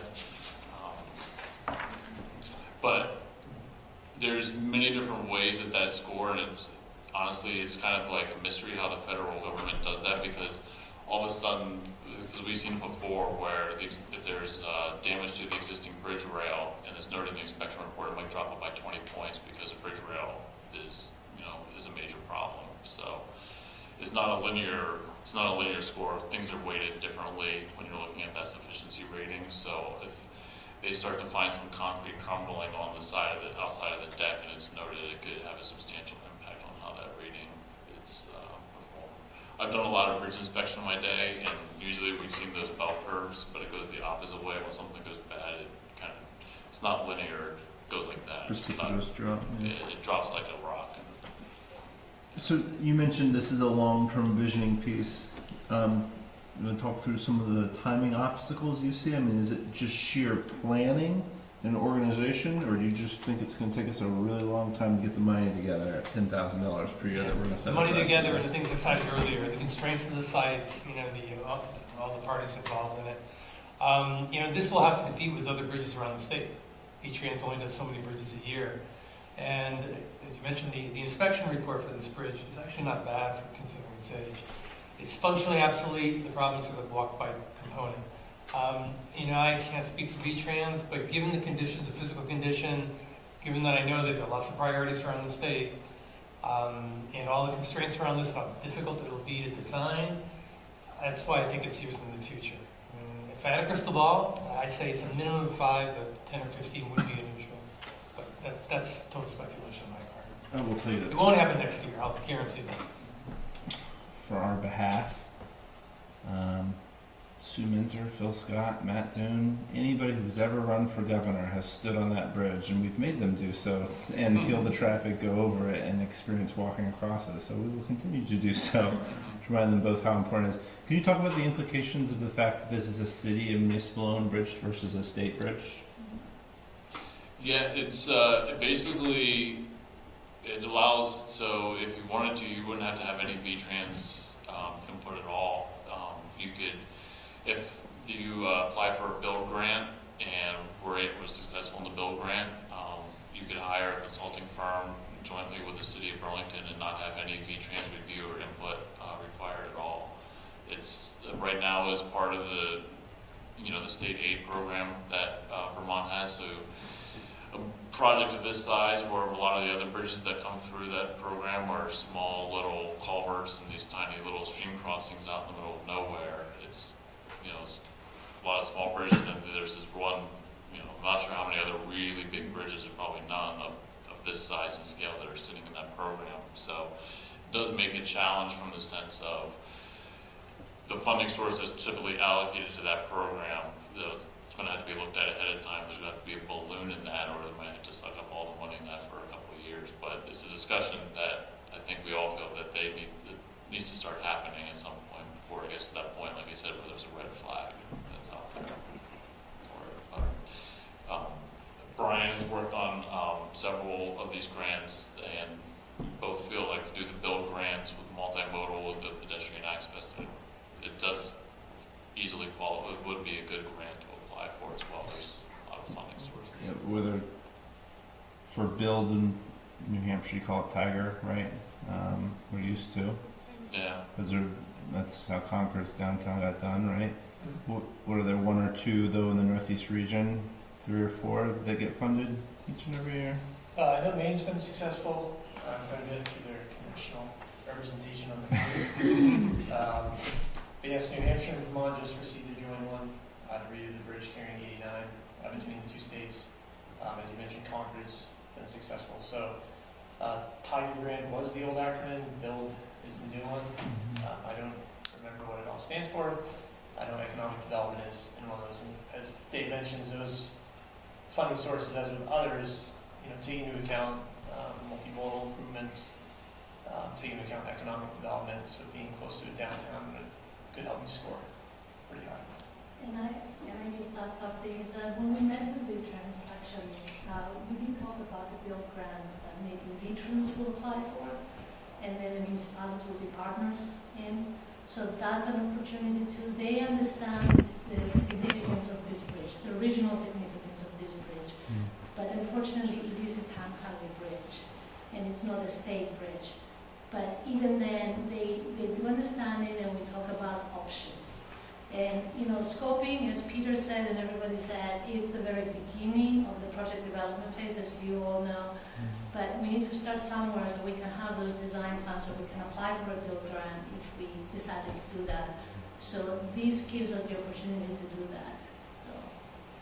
Yeah, and I'll just say, obviously, that the proposed 76-foot structure, certainly from a public use perspective, seems to reflect the values that we've heard time and time again from the people that live here and from the larger regional transportation need standpoint. So absolutely think that that's much more reflective of the transportation goals in our community, to have the multimodal opportunities set aside, specialized, and also continue to meet the traffic demands. Any discussion about 3 lanes, I mean, that especially with only one going out of Winooski, you know, the circulator was done in part to stop traffic from queuing up in the city of Winooski. You know, whether I'm sitting here or not, I know I would fight that. That sounds like a really bad idea. So appreciate the continued access for four lanes as well. I'm not clear. I follow bits and pieces on what's going on the Riverside end of things there at those crossroads as to whether they're doing circulators or double diamonds or what's happening. We actually have, one of the slides showed the current preferred alternative for that intersection. But that is similar to this process. It hasn't completed scoping. It's about the same point in its trajectory to get it done. But that, yeah, this drawing on the left is the current preferred alternative for that intersection. So But we haven't gone to you guys yet, and we haven't gone to the Burlington City Council. Well, we wouldn't come to you anyway, it's Burlington. We haven't gone to Burlington City Council on this, but that's what the committee's recommending. Okay.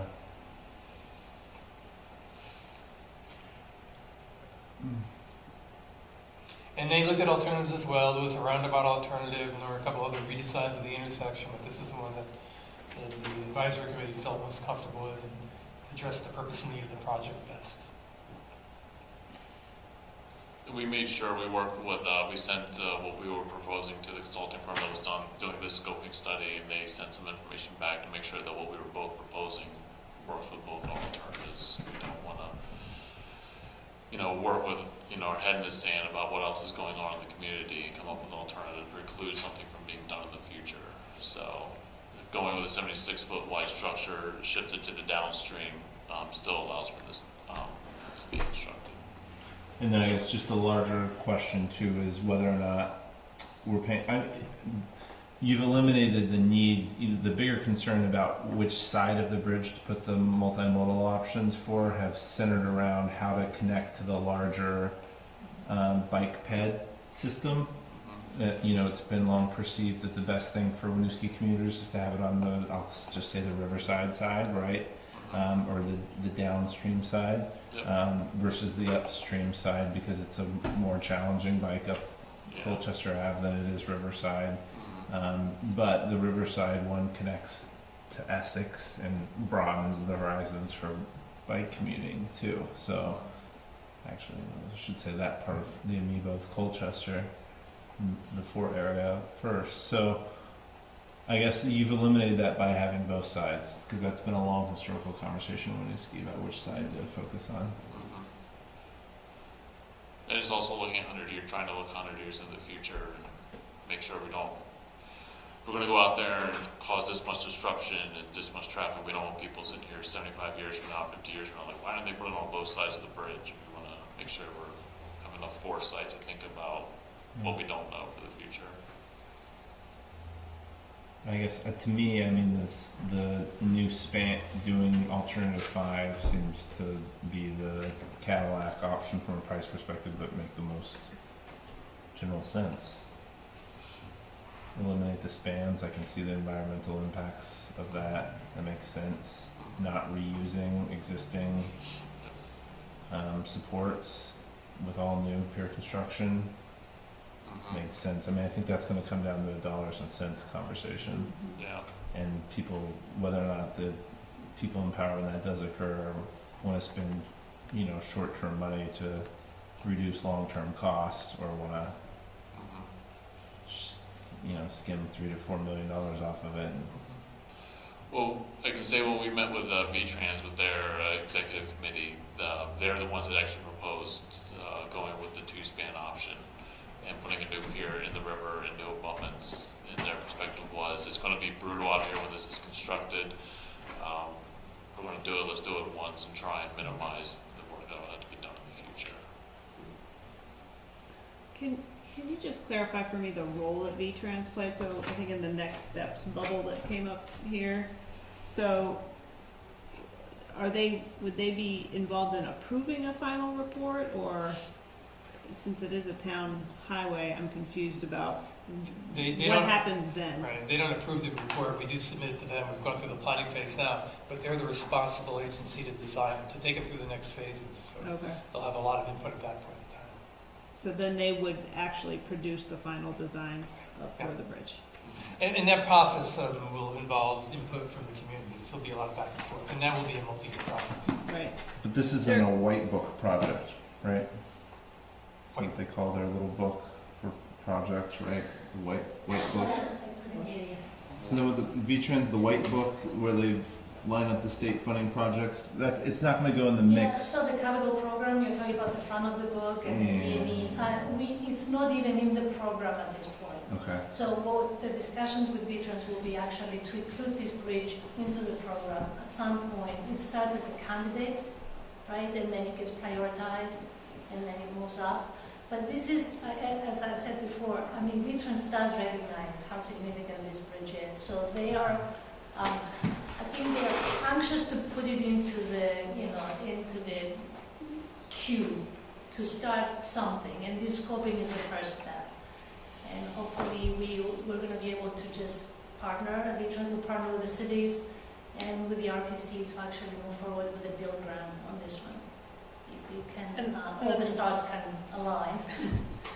And the majority of the funding for this work that you've been doing was from two V-Trans grants that were given simultaneously to Winooski and Burlington. So Right. there is local matches in those, but it's still being supported at the state level. Mm-hmm. We're going to be the first municipality to get 2 build grants in the course of a decade. We're on it. Mm-hmm. We're also applying for our Main Street stuff. But, okay. Other questions, comments, concerns? And also, too, I would say if there's specific feedback you need from us to direct that now. I don't know if anyone else wants to share their reflections on the alternatives. You summed it up for me. So one of the things, if I could just add in, can you undo the next step slide?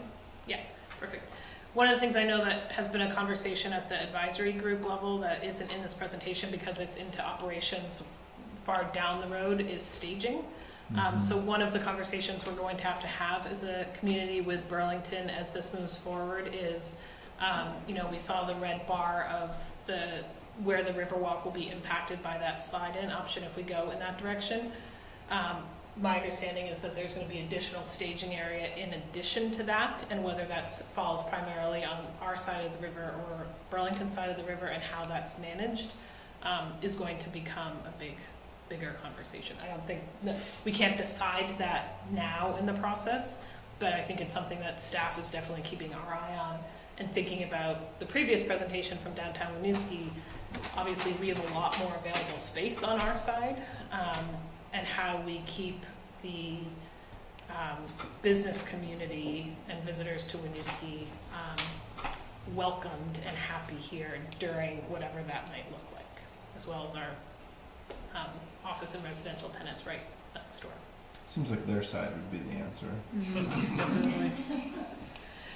The Riverwalk concerns, I mean, that's a large, federally funded steel infrastructure thing. I'm sure smarter people than many of us have thought about that, but touching that is, yeah, and I think, we have trouble pruning the trees that HUD paid for, let alone touching the sidewalks, so that'll be interesting. Yes, it will be, but if we can show that maybe we don't replace all of it, we just, replace a portion of it so that some of it still remains in place.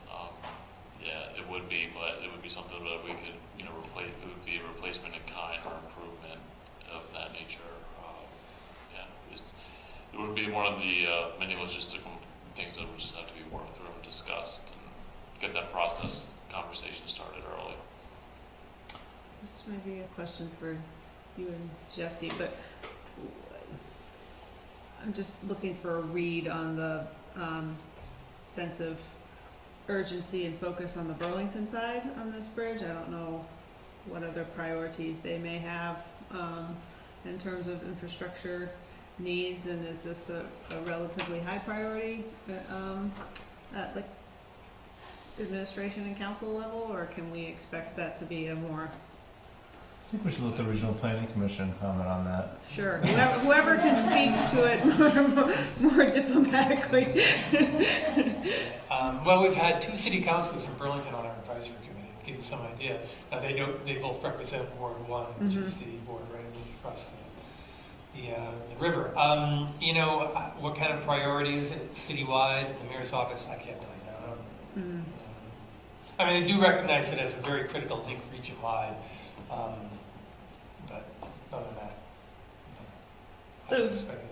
Just as a reminder, you know, we moved forward through these joint grant administrative processes together, and we were the grant administrators on that. But Burlington was very flexible with us in how that was going to work. So while more fell on us, I think it was also fast-tracked to an extent on their side to enable that to happen.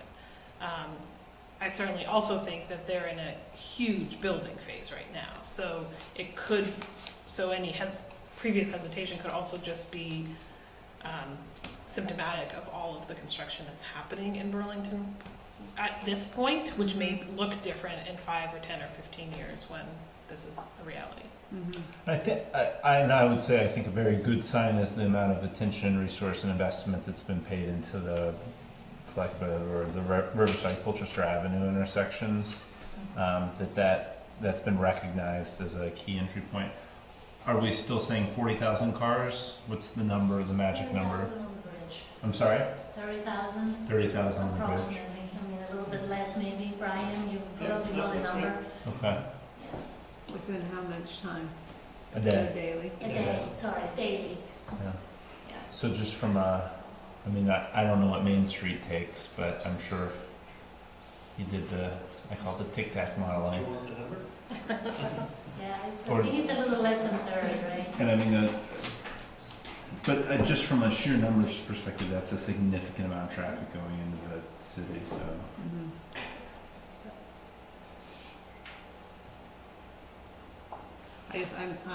I'm a believer that there is a fair amount of urgency to at least get something that can get in the queue and start the process moving forward, and just look into someone to read the tea leaf, what the likelihood is of it moving forward in the next 6 months.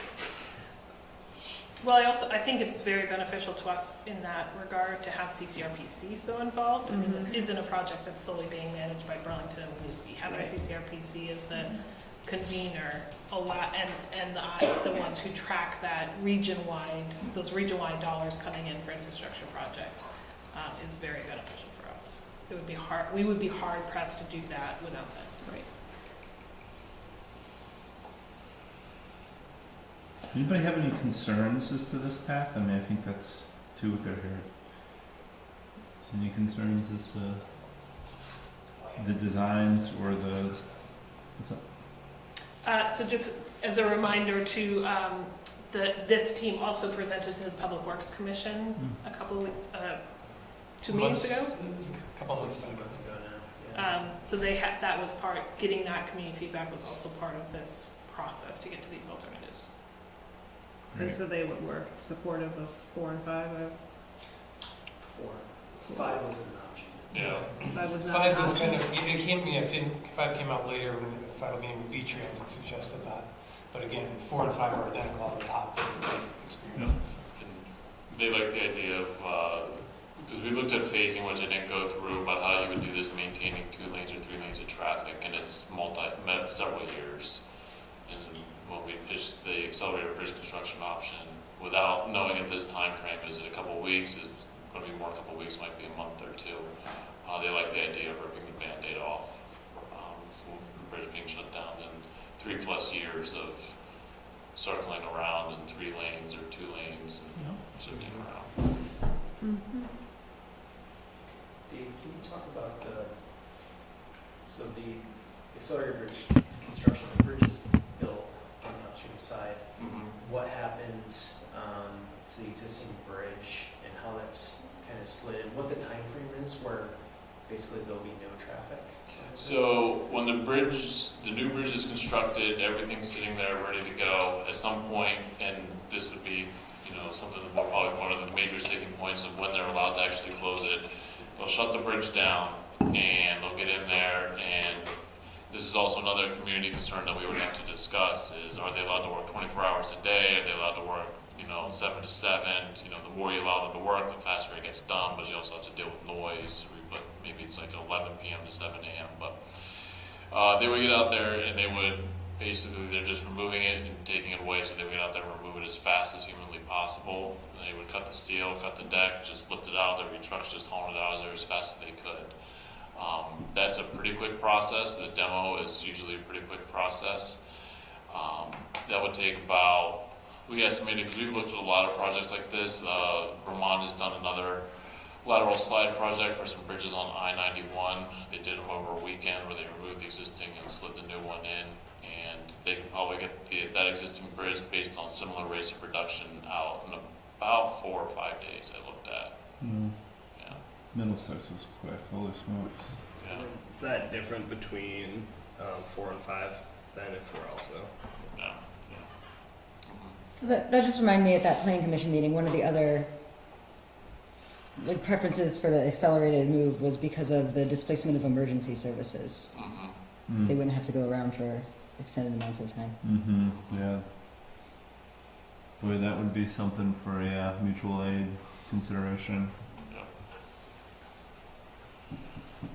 And if a portion of that bridge was built ahead of time, and it was sitting there, it was looked favorably upon from a bike and pedestrian standpoint that they would still be able to use the bridge. And we didn't really look at this at all because there's a lot of side road impact, but the potential could be there too, depending on how much could be built ahead of time, that it could actually be wide enough to get an ambulance across it or something like that. You would have to do a lot of paving and separate areas, but that option doesn't preclude that from alternative form, but it doesn't preclude that option from being done. Flood a 1924 style little temporary bridge. That would be nice though to hit that, because that's 1924 I think was when that bridge was wiped out, and the whole concept for this one came along. So we're literally coming up on that 100 years in not too long, right? Yeah, so. Other questions, comments, concerns? I think you're hearing the feedback here that it's positive, obviously in regards to the design 4 and 5. Everybody on board with that, and 5 makes the most sense to me if the environmental impacts are great and accelerated sounds wonderful too. I think understanding what the long-term impact and effect to the Riverwalk piece will be, an important thing to have vetted out before a final decision's made on that from the city's perspective. Comments, questions, concerns from the public? There aren't many of us here. We ask it even if no one's there. One comment, one question. Sure. Well, maybe 2 questions. The comment is separating pedestrians and bicyclists from cars is absolutely essential. So any solution that doesn't do that and do it in spades is not satisfactory. And I speak as someone who stopped for a pedestrian in the crosswalk and got my car totaled in a rear-end collision coming south on that bridge. The question is there any diurnal difference in volume across the bridge? In other words, is the traffic flow northward from Burlington heavier at night, and the flow southward on the opposite side of the street heavier in the morning? Yes, that's what it is. Essentially, that's the way it works. Then you could do a three-lane solution if you can flip the lane. Possibly. We did briefly look at that. The logistics of switching lanes midday are quite challenging. Just that with, how do you change markings, how do you move, is there a barrier that has to get moved during the day that some larger cities have? But there are machines that flip the barriers. There And there are. are overhead lights that direct people to it. I mean, I wouldn't call it inconsiderable, not something that you couldn't consider at least. And Right, so So during, like maybe midday that would work, but what we found was even at night when the traffic is heading north, heavy, that one lane southbound isn't sufficient. Isn't adequate. Yeah, okay, that's clear. And One Burlington- other question. Mhm. Have you looked at the present pedestrian underpass as a possible way of flipping the pedestrian and bicycle streams to keep them separated from the roadway? Do you know what I mean? Some sort of spiral arrangement that takes people down and Clover. under. Oh. Yeah, But, you know, when probably for pedestrians. That's probably more detailed than you get into the scoping, because they have to go through some design phases, things like that may get looked at, but we did not look at that. Yes. It's a neat idea though, yeah. And we had floated out to Burlington previously this idea of a three-way lane, and the feedback from the current administration is they were not interested in entertaining that after huddling with their folks. You know what, real consideration, this was 4 years ago we had that conversation. And we did not include RPC in that conversation, we were just kind of batting ideas around how to make it more pedestrian friendly, and if they would be open to that conversation, they were not at that time. And one thing to note too, with the wider structure, 76 feet wide, in the future when you do have to do work, even though there's a barrier there between the path and the travel lanes, that could be removed, and you could still maintain 4 lanes of traffic while you perform like a rehab, like on one side, just by shifting traffic over. Mm-hmm. It also allows you more flexibility from a future maintenance perspective of moving 4 lanes of traffic around instead of having to reduce traffic lanes when you have to do some sort of repairs. Other questions, comments from the public? We're incredibly appreciative of all the work that you've done. We're lucky to have just had the RPC annual report. Charlie visited us, and we were boasting about all the great work that you guys have done and done for us and with us over the last year. So again, this is just another demonstration of that, and we really appreciate all the work of RPC. And thank you all very much for coming here all the way from Kankakee. Not a problem. So, and can I say there was a consensus that recommendation that came from the advisory committee to move forward with 4 and 5 as the alternative is a consensus of the city council? That's absolutely what I'm hearing. We don't take votes on items or discussion items, but you're hearing no concerns back on that path. And I think we fully, from what I'm seeing and hearing, accept that alternative 5 coming in late in the game for good reasons could make a lot of sense. And if it's useful to, if it's helps in grant funding possibilities in the future to have a formal vote, we can warn it for a formal vote at the next meeting and move forward. Great. And if you need help in Burlington, let us know. Thank you all very much for your time. We appreciate it. Thanks for the work. It's exciting. It's something we get asked about regularly, especially while it's getting its facelift right now. Okay, next up is the discussion item on charter establishing a Winooski Charter Commission. Charter Commission. One more. Thank you.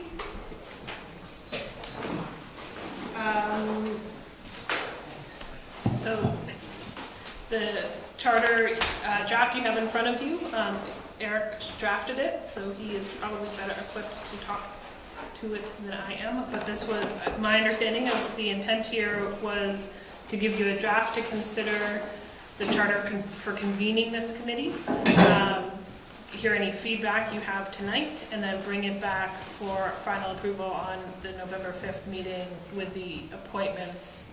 Use this space as the posting for interested parties over the next couple of weeks, and then bring back appointments and this charter at the next council meeting, I think was my understanding. Yeah, I think that encapsulates it. I think that was the charge emerging from the last meeting, was that there's been an update since then.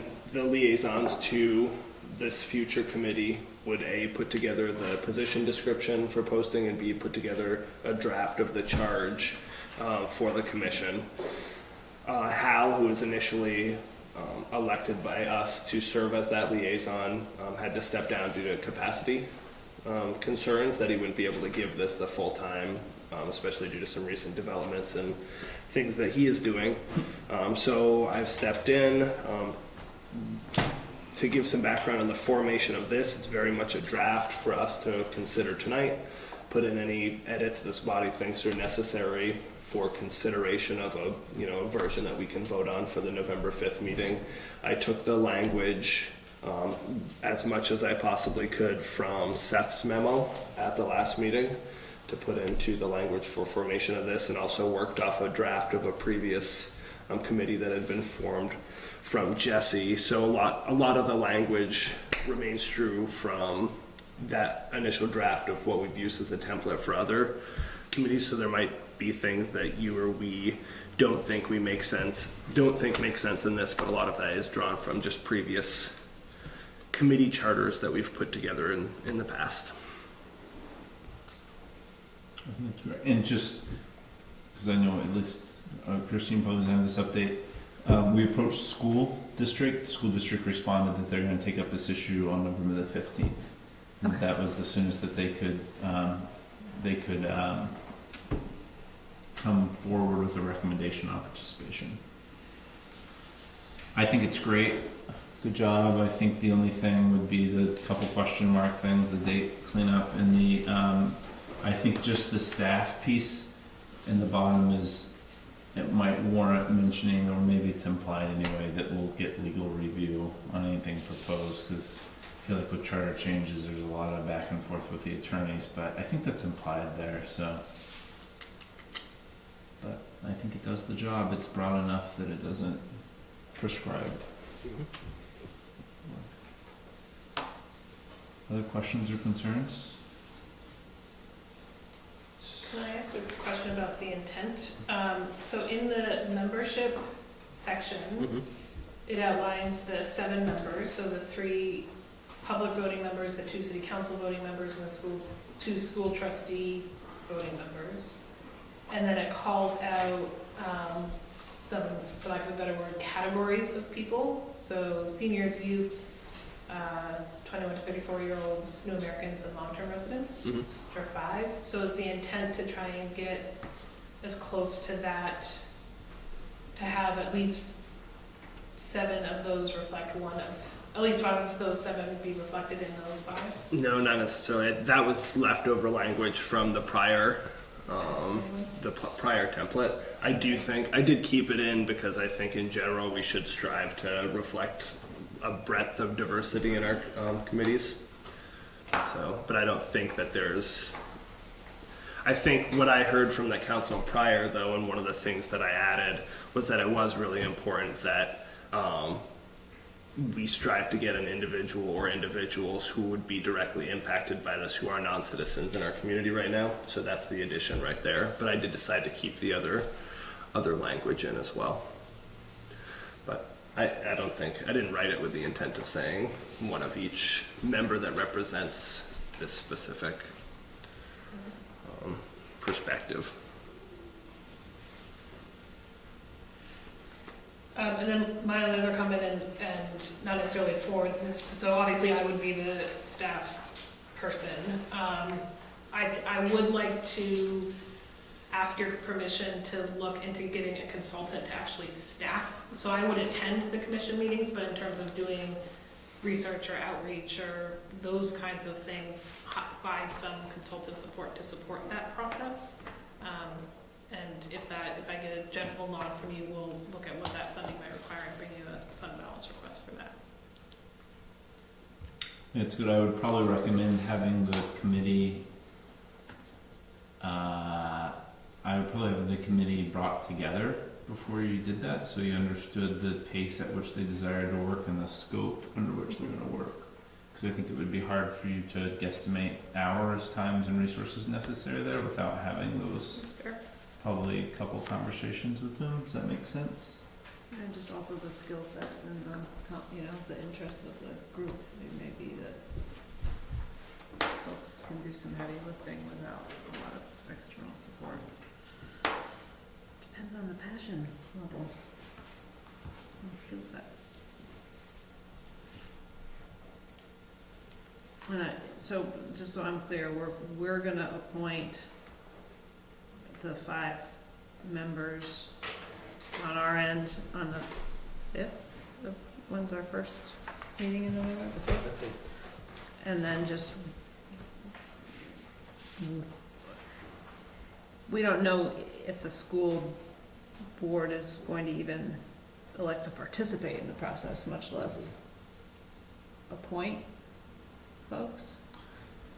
Is it a problem if we have a charter for a committee that says that there will be 2 school district trustees as part of the committee if they opt not to participate? I think I did I'm just trying to understand the order of operations of us taking action on the 5th when we don't really know what the school district. I thought that was addressed in here. Isn't it said, should they choose? Because I had wondered that question coming into this. Oh, yeah. May serve as voting members of the committee if Winooski School Board chooses to do so.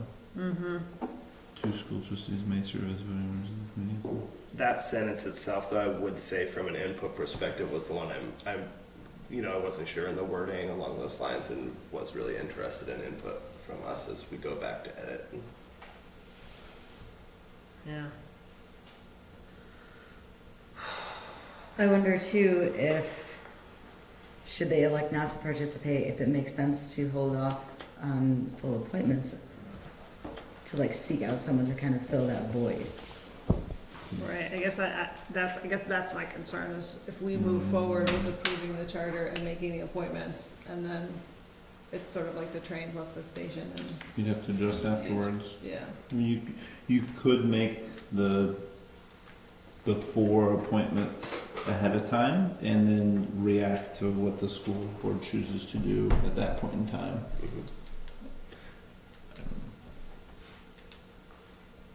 Is there some? I'm just sensitive to the fact that we did not consult with them at all the sort of the first time around, and I don't want to be perceived as not being collaborative in this time around by saying, well, we've gone ahead and approved it. I mean, I don't know if they've had an opportunity to look at this. Would they have an opportunity to look at this? Is that, You could bounce this to them as part of as the document. Right, it's got a different feel to it of, we've approved this and have appointed our members. Now it's on your plate to sort of take it or leave it, versus we've reviewed it, we're comfortable with this approach, we'd like to move forward. Our first meeting in December, in order to have full input into this process, you need to take action on November 15th or whatever their meeting is, not giving a lot of opportunity for delay in their process, since they aren't going to be taking it up until mid-November. But I don't know, it doesn't feel particularly collaborative to have made all the decisions before they've even taken up the question. Yes, was about to share something similar. Okay. It feels undiplomatic, and I don't know what the appropriate process is in establishing the charter for this, but I wonder if they should be invited to also participate in review of that before we approve it. If they're going to, potentially serve as a substantial portion of the actual body. We could share the charter with them as supporting material for their meeting on this proposal, as part of their meeting on the 15th. That makes sense to me. I think that we don't do approval voting until after they've weighed in, is how I'm feeling.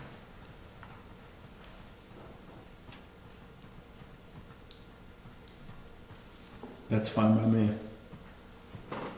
I think it's all about timing now, and let's all acknowledge that and what that implication is. And but I understand those thoughts. That makes sense. So would the desire be to share this then with the board, to say this is our draft in the format that it stands in, this is our draft charter, just explain that we typically have a charter committee that's established and we're following that process now, this is what we're proposing. in terms of what it would look like.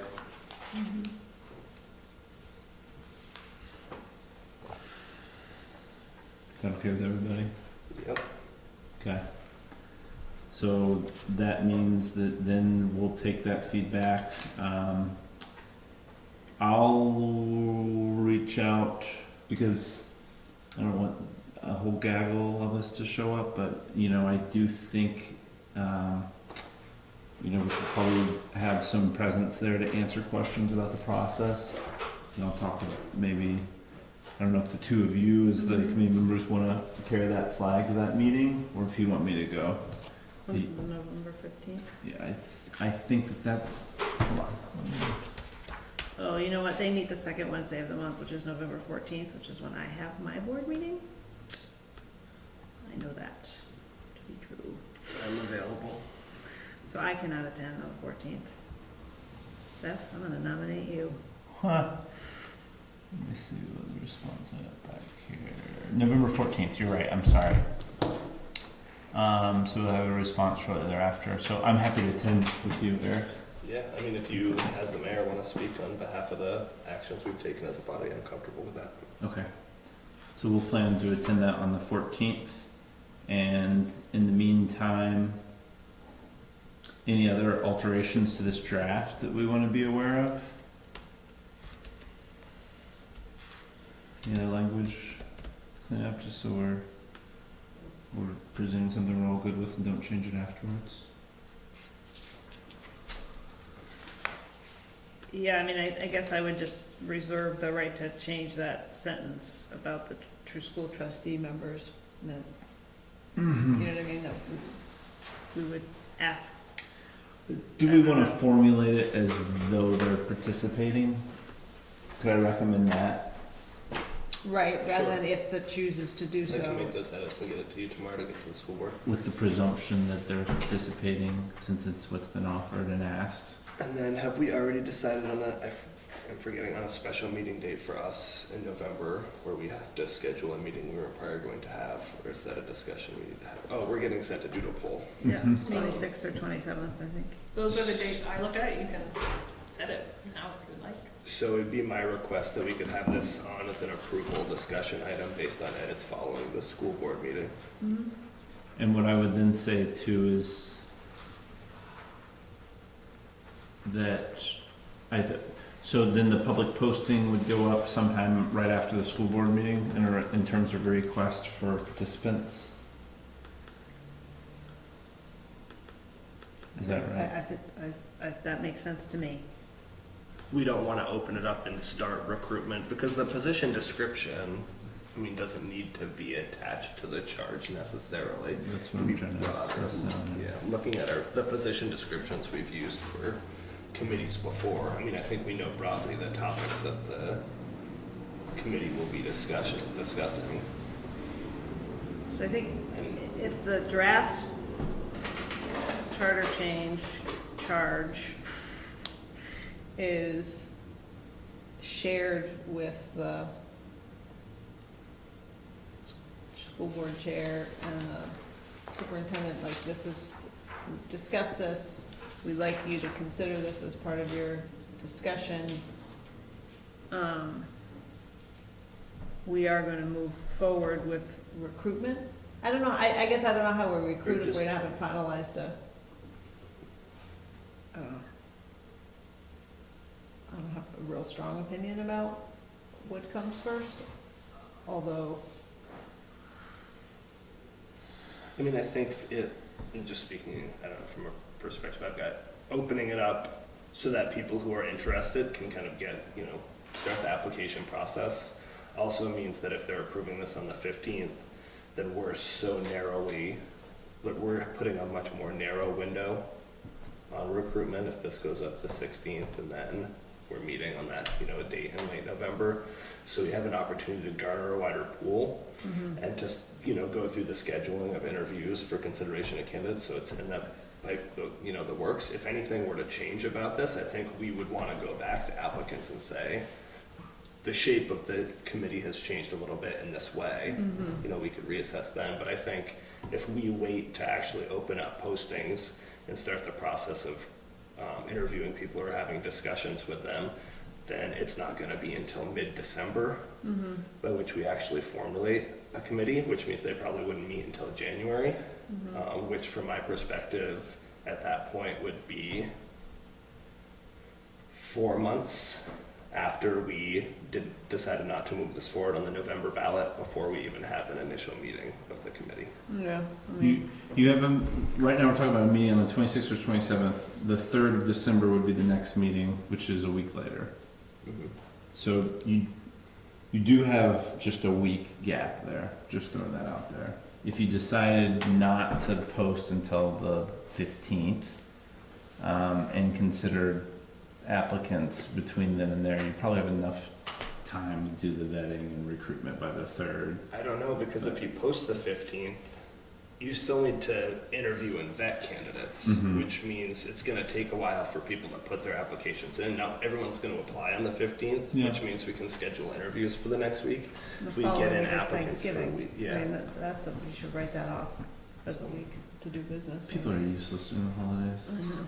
And I think on the converse side too, you know, opening it, then we start to hit into the December holiday stuff too. So I think if we open it up, it doesn't mean that we need to all of a sudden on that meeting in November, okay, we need to take immediate action right now. You know, we could do our appointments in December, but that would give us a long time between now and before that time to consider candidates, start having discussions with people, so that we can, you know, be ready to move. Yeah, I don't have a problem with soliciting interest ahead of the school board decision, but I wouldn't want to, you know, be doing appointments or finalizing things before that. Okay. Are you guys good in coordinating the posting?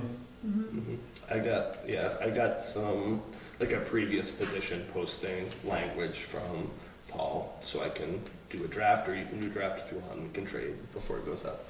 Okay, Up to you. thank you. I have a conference this week, so I'm a little bit underwater this week. If you wanted to take a first stab, I had a few minor edits to this, and I can get back to you, but, That's appreciated, thank you. sure. Okay. Yeah, I think broadly sharing that is wonderful, and then if the school should choose not to participate, you've still got the latitude then to we could make adjustments to the composition of the body if we needed to, and you could make directed selections to try to pull in whatever perspectives we would think are needed at that point in time. Make sense? Yeah, I think that the sooner you could get a framing of the issue to Mike and Sean so that they can do some preliminary thinking and talking in advance of the meeting on the 14th, so that they're prepared to really make a decision, would be great. So here's the decision points that we need from the school board. And they've got a pretty lengthy, I gave them a lot of information, but Yeah. I think this charter is the big thing, is Yeah. getting them that to say this is what the structure of it will look like. Right. But we laid out for them actually the memo basically and explained which options were selected and why. Right. So that they had that for context. And I think that them attending that meeting, make sure that that's filled in Great. very clearly. Other questions, concerns? Great, so I'll look forward to the updated charter, and as soon as it's done, we'll share that with the school board, with their outlets. Any questions, comments, concerns from the public? Yes, sir. On the designated question, are you considering holidays in your schedule planning? I think, well, we just put in some buffer thinking about that from the Thanksgiving perspective as to what impact that would have on applications. Well, not only Thanksgiving, but there's Christmas, New Year's, Mm-hmm. and people travel. Mm-hmm. And I think that this is a serious issue. It requires a lot of careful thought. It requires an opportunity to bring all different constituencies that are likely to be concerned about this issue into play, and everybody should be treated with enough respect so that they feel they're not being steamrolled. Mm-hmm. Yeah, and I think if we stayed along this timeline, one would expect that by the 1st of December, there's discussions about when people could have initial meetings and get the ball rolling. And I think our expectation is that we've laid forward some outreach considerations or thoughts, some baselines. That the first job of that group is to really analyze that and say, were we given the right task to accomplish the goal? And we're giving I think a fairly prescribed goal in terms of saying this is what we would like to see happen. Tell us what the obstacles are to that, and ensure that we've done gotten feedback on it, and that we're considering all the right points and concerns. So there's the process thing. We've said, let's let the committee first look at that and the scope and decide its own pace in a way. I don't think that that's a fully unbridled license in terms of if it comes back, well, we think we can do this in 4 years. There's probably going to be, a discussion as to why 4 years. But there was acknowledgement in the last meeting that the majority of the council said, let them, it was like option 4 and what we're looking at, let the committee get its arms wrapped around the work prior to prescribing an exact timeline. Somewhere between 4 years on the one hand and 4 months on the other hand Right. has to be accepted as a reasonable evolutionary process. Yeah. Question. The other, and we are generally as a city very respectful of volunteers' times during the holiday season and family demands that they have. Anything past mid-December is a wash until the second week in January. Freaking staff at work too. We got like 2 weeks of their attention left, and then it's just gone. Something from 2019. Any ideas, you guys? Any other questions, comments, concerns from the public or council? Okay, so seeing and hearing none. Thank you very much. Thanks for your work on that, Eric and Nicole. Appreciate the time. Well, I was sick, Eric really did all the heavy lifting. Thank you, Eric. Let's take a quick break, Seth. Yep. So we've requested a 2-3 minute recess. So we'll restart around 8:19.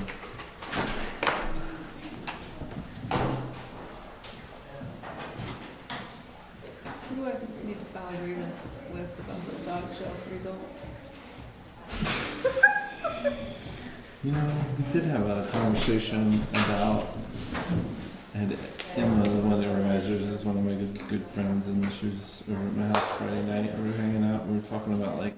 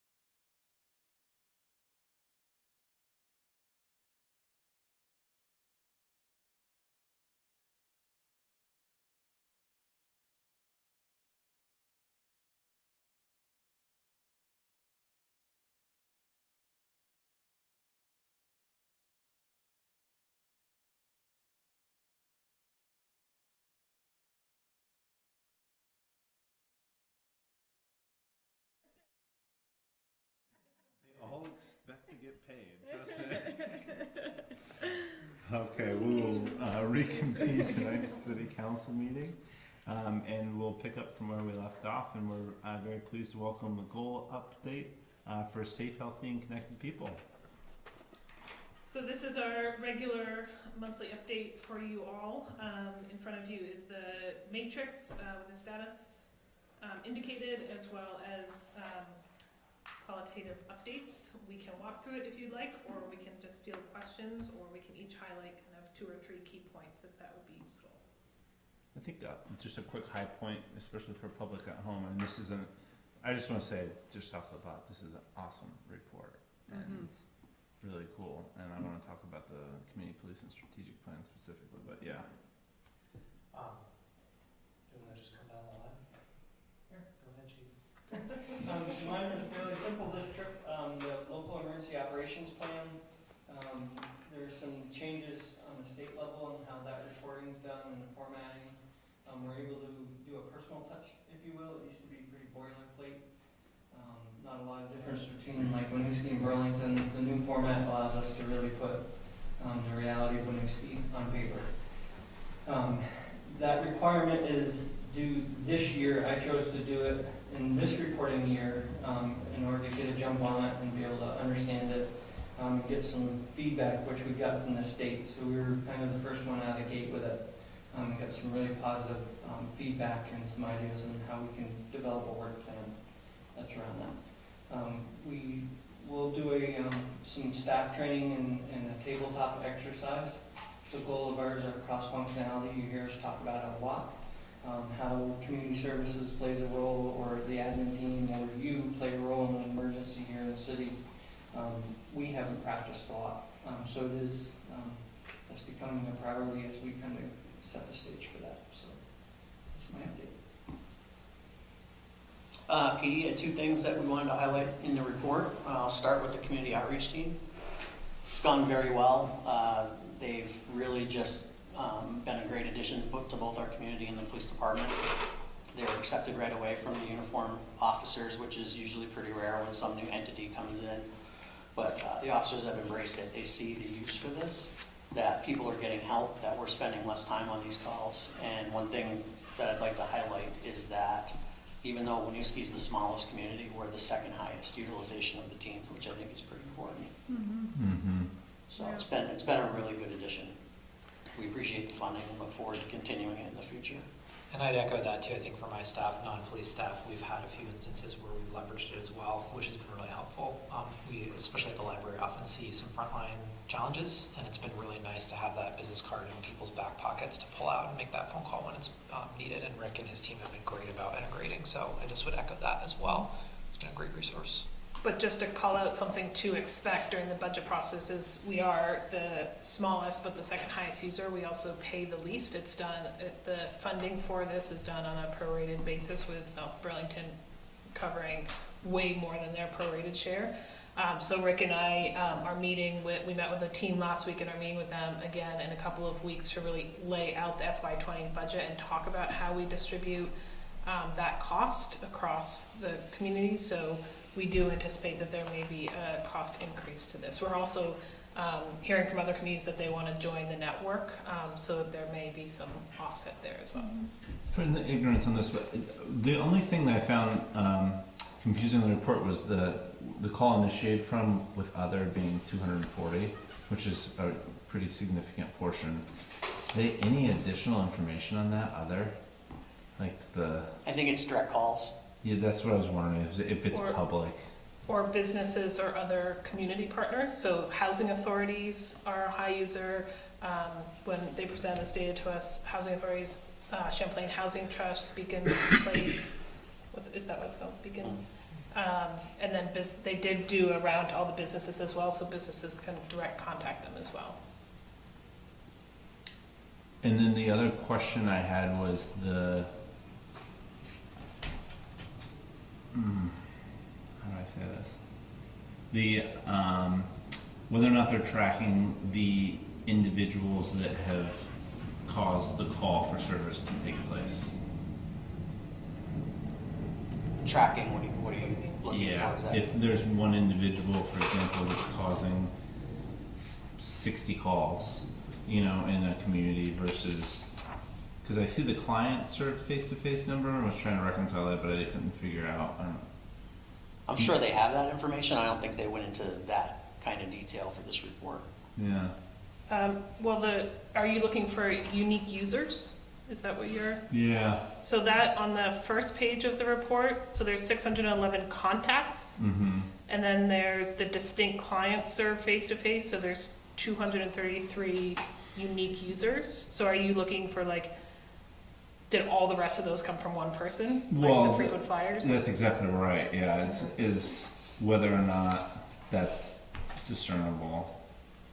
I'm sure it is, because they are tracking at that individual level. I'm not sure that's in Valcor. So one of the things that's really, I think, unique about this is that the community outreach team members have been pre-screened to look into our police data. Data I can't look into, but the police officers and the community outreach team can.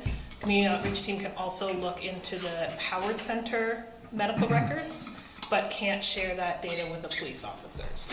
So when they're walking into a situation, they have a lot of knowledge of what our neighbors might be experiencing, that's helping them best meet that individual's needs where they are. That's not data we can have access to. We might be able to get that in summary, but not individual level. Sure. Part of it, they're self-dispatching too. If they deal with somebody who's really in crisis one day, they're gonna go and follow up with this person without necessarily being called. Wow. Yeah. I brought up the concern at that meeting that basing this just on the number of calls was a little concerning to me, because we don't want to discourage people from calling, or us calling and asking for them to come and respond, because it's going to be a higher cost for us. Yeah, I guess that was my, do we know by community where the calls are initiated from? So, because I think to me, that's an interesting piece of information. Yeah, the calls initiated from and then drill down from a community perspective. I'm sure we can get that breakdown for you for the next report. For the budget, it does shine a little bit of light on. I can tell you, theoretically, from what I've seen, the majority of the calls are officers requesting dispatch to have community outreach come and talk to somebody. I would say 75% of those calls probably are generated through the police department. Through the police, right. This is tremendous, though. Yeah, which is what's awesome. supposed to Yeah, it's really good work. And, they hired 4 really good individuals. One changed careers and left, so they're in the process of hiring a 4th. But Howard has been great about sorting out these people and making sure that they're a good fit for the program. They've done an excellent job. Kudos to you guys. I mean, that was a push to get this arranged, and frankly, a political push, so to speak, to ensure that it got funded. So, way to go on finding innovative solutions to address issues. Thank you. Absolutely. It's awesome to Yeah, see. I just think our police department, if you look at the strategic plan, we have a culture that's being built within the police department that is extremely community oriented and seeking to, take that sort of holistic approach to people. So I would hate for, not that we would be punished, but that because we are actually practicing good community policing, not that, and I don't know what is happening in these other communities, that's why I'm interested in where are the referrals coming from, because if it's being driven by our police department's approach to policing versus other departments who are perhaps not, the force is not tapping into that resource as readily as ours would, I would hate to, it's sort of a perverse incentive. There's some different factors we talked about at the meeting. I think the fact that, for instance, Colchester doesn't have a downtown. Right. So, the fact that we have a downtown and people see, things that concern them, or people hang out and we get to see some behaviors that maybe, we view as a problem, leads to some calls where that wouldn't happen in Colchester. Same with Essex. Essex doesn't really have a downtown, so even though they're larger, I think their call volume is less. I have some centers. No comment. No, okay. Moving on. Okay. Next thing is the 3-year strategic plan. I haven't gone completely public with this because I'm trying to balance actually implementing. We're starting to do the work, but I'm really trying to hold back for the rebranding so I can make this look nice and not outdated by the time it actually hits the press. So bear with me with that. A quick explanation of this is it's really just a blueprint of what it is we're trying to do. A strategic plan involves goals, and goals are long-term solutions or strategies that we're trying to accomplish. So we have 5 goals in this plan. The first one is reduce, prevent, and solve crime. That's always basically going to be our basic premise of what it is that we're here for and what we're trying to do. Focus on community policing. Maximize operational efficiency. We're always trying to do more with either the same amount of money or less, and try and stretch that as far as we can. Develop and retain our personnel. They're our best resource and always will be. And enhance technology and resources to try and streamline services that we can provide. Under each of those 5 goals, there's 5 specific objectives, and objectives are the path that you use to obtain the goals. So they're short-term, some of them are long-term, some of them will outlive the document and be entered into the second strategic plan. This is a live document that we're going to review once a year. We'll always be willing to adjust. If we have a checkbox next to a specific objective that wasn't a 3-year project, then we'll be able to memorialize that, remove it from the plan and the updated plan, and add a new objective. So I wanted to have a realistic number of things that we could work on, but I didn't want to tackle something that would just gather dust and we would never, gain any steam or actually make any progress on. So for this first plan, we really tried to keep it boots on the ground simple. 25 things that we could focus on. We can do monthly check-ins within the police department to make sure that we're making progress on those objectives and kind of give us a direction of what it is we're trying to do. Because if you don't have something written down, it's sometimes, everybody gets busy, call volume, all that type of stuff comes into play, and before you know it, you've lost 6 or 7 months and you had a bunch of notes, scribbled down of things that you wanted to get to and you just don't. So this keeps us honest. It keeps us on a timetable. And to say I'm excited that this document is done is an understatement. This was a huge lift. Thank you to the Public Safety Commission. AALV also sat in on a couple of sessions and had some input. So there was, community surveys. Paul helped with that. Other department heads within the city. So it was really a team effort. I'm proud of it. You should be. Great work. Thank you. You should be. And the fact that it ends in these objectives that are so tangible and action-oriented with assigned people to is awesome. Like I'm sorry, but not to be Winooski corner, but I choked up reading this to think about how far that your department has come in the last 4 to 5 years in terms of the way you've approached your work, thinking and planning. It's really phenomenal, and you should be really, really proud of that cultural change. Thank you. Because I don't think that it would have happened but for really great leadership and being supported by great leadership. So absolutely. This type of thinking, though, is, for a resident to read that this is what their police force is thinking about doing to make this a better community. Anybody can sit down and read this and very visibly then connect actions. And it's so rare that in any of our planning processes we actually do that. Well, it's hard to capture in public safety, right? Because we're always trying to keep things from happening. So it's really nice to be able to embrace things of, look, we want this to happen. We're going to, physically take the time to spend the effort to get these things accomplished. Mm-hmm. And like I said, it's when you have a 24-hour day, 7-day, so week operation, there's always a lack of communication. It's just natural because you don't see all of your employees all the time. So this is just a great way to remind people of what it is we're trying to do. Mm-hmm. Nice. Yeah, I do think having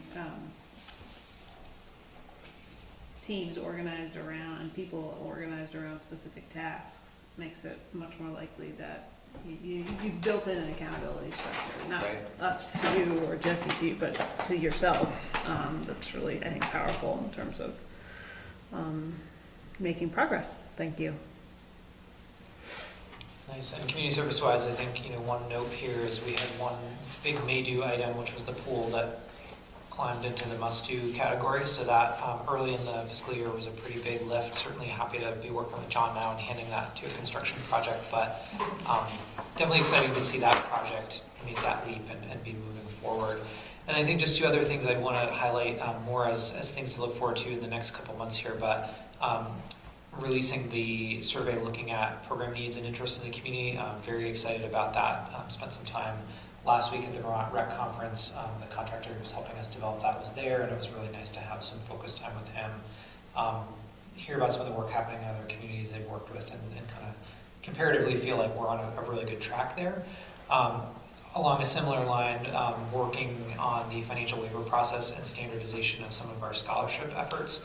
I think is something that I know staff is very excited about, nicely with other communities and colleagues. So more to come there, but I think a lot of work, intentional work going in up front to make sure we come out the other end with a process and a product that's going to be what the community wants and what reflects, I think, the values we talk about here. But very excited to be working on those. Slow processes though, and I think to get to the right place, that's okay. Appreciate the work and the expansion of program, and it's taken place for the last couple of years, and it feels like it's gathering steam even more, and people are identifying with what the offerings are. I thought the guidebook this year was really great, taking people through what the opportunities were, the services book, and all the work that went into. I know we're not there yet, but the O'Brien Community Center and also the 21st Century Child Care funding too, and a lot of work chasing things that some didn't come to fruition, but not for fault of worthy pursuits though, I think, in all cases, and that happens in the work, and we'll dust off and get back at it. So. Two other very quick things I want to call your attention to that you're going to see in the next couple of months. One is the Indian County Public Safety Authority, which is now stood up. The board is meeting. Chief Hebert and our dispatch supervisor have been working with the team on selecting a consultant who will move us into the operations plan of what that organization is going to look like and then manage it for 3 years. So that's a process that Rick and Sharon has spent a lot of time on. We do anticipate awarding that contract in November, and that will come with an additional FY19 ask of funds from the communities to pay for that consultant and invest the capital money to actually stand up the new center. So that's forthcoming, and thank you to Rick and Sharon for doing that. And then just as a reminder, the Sound Mitigation Committee is on hold until the new noise exposure map with the F-35 data is released, next week, which is supposed to be in November in draft form for public hearing in December. So that has the potential to kick up very quickly. And of course, we will keep you informed, but just a flag for the radar screens that that's coming. Remind me, what's an F-35? It's been so long since I've had those conversations. Questions, comments from council? Thank you for this update. Appreciate all the work. I think some of these we've checked in on more, and I know we didn't have as many big items, Chief, but thank you for all the work in the department. You know, the restructuring that's been done over the last year and a half. Getting positive feedback on the street on that, so thanks for all your work. Questions, comments from the public? Seeing and hearing none, you're released. Thank you very much. Thank you all. Thanks for all the work. Thank you. Up next is approval for Myers Pool Engineering Contract.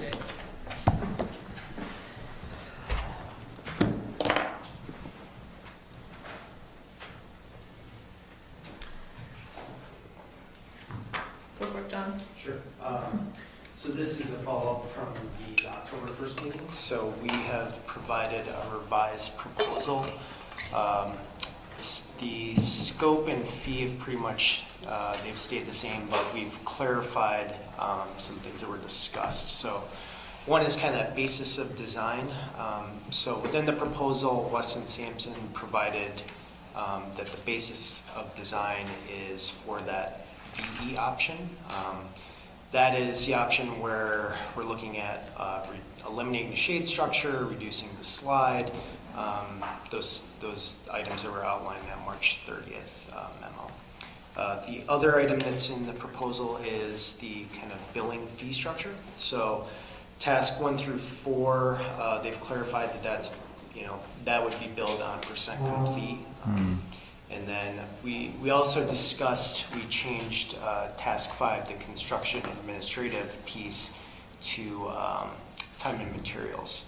The thought there is, as sort of the detailed design comes to fruition, some things may change based on the funding, so we don't want to lock ourselves into that $100,000 potential lump sum fee if, say, we remove a community center that requires less inspection. So we've changed that to T&M type billing.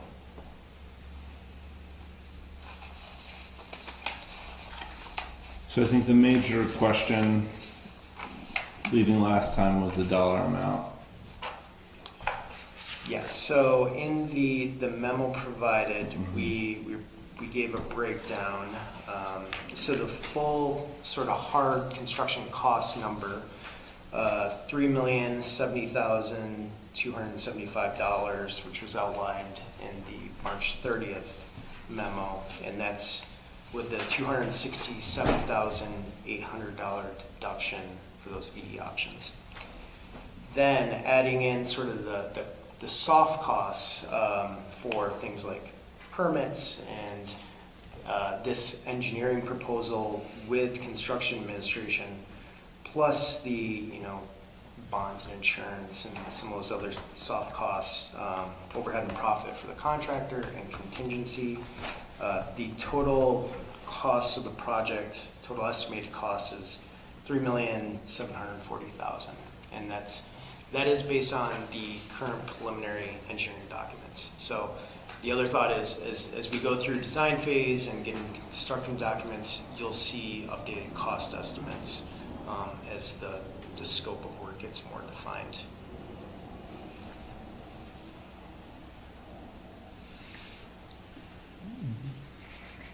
Would that 3.74, just from a financing perspective, would that all be covered by bond? So debt minus any grants, etc. That's the total financed amount, right? Minus any grants or fundraised amount, right? Right. Okay. That's all in project costs. But the bond amount was higher than that. 3.9. 3.9, yeah. So this is one of the kind of conversations we've been dancing around, and this is the first time we take a hard vote on that, is we have talked about the all-in preliminary engineering plan. We've talked about the value engineered plan, which enables the full use of the pool, all the features, minus those kind of on the margins, cost savings opportunities that the engineer could identify. It's still keeping in all the features, minus the shade feature, I guess. And then so if we approve this, if you approve this contract, that's locking the engineer into designing that value engineered option. I think that the base number has moved from the original numbers that we considered, I think is the point, right? I mean, yeah, it definitely has. And we were at 3.7. We went from 3.9 to 3.4 to 3 million on the initial options, right? So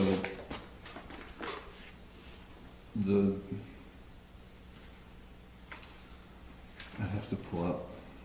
I mean, it's first one we see 3.74.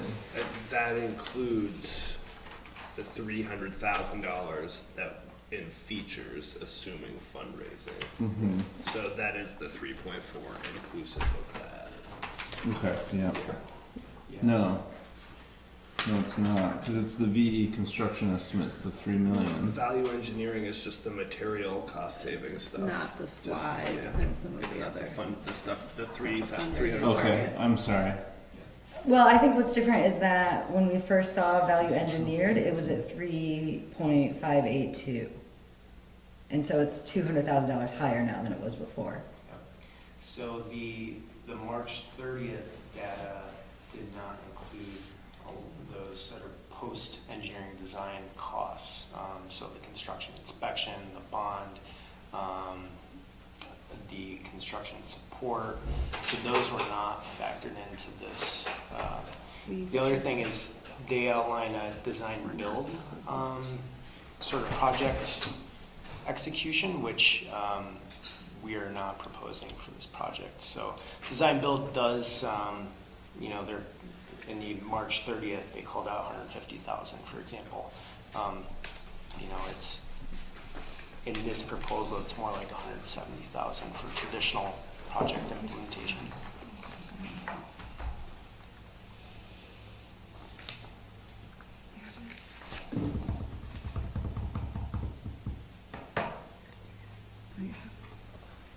Okay. Thanks for breaking this out in that detailed way. Sure. I think the challenge that I had this time was trying to map it back to those that's what I just did this weekend, is I tried to pull out those old numbers and plug them in somehow, and that's why I was saying it changed. And I couldn't get there, so I stopped with the brain damage and just said, wait till we talk about it. So if the fundraising targets of $300,000 is met, we would be looking at 3.44 as needed of bonded debt.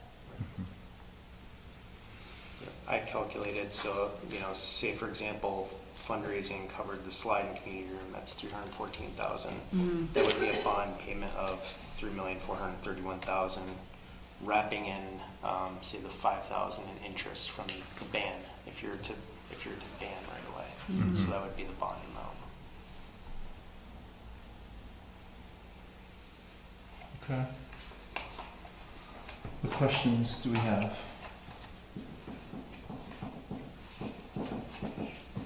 Any lingering questions from last time? I think this will get us that much closer than putting the numbers together so that we can overlay them on the final budget proposal when we get to that big giant discussion after we get the build grant. But that is what, you know, we're going to start previewing with you on November 5th, is that how that debt service, how that debt payment could potentially lay out over FY20 and future years. Great, thank you.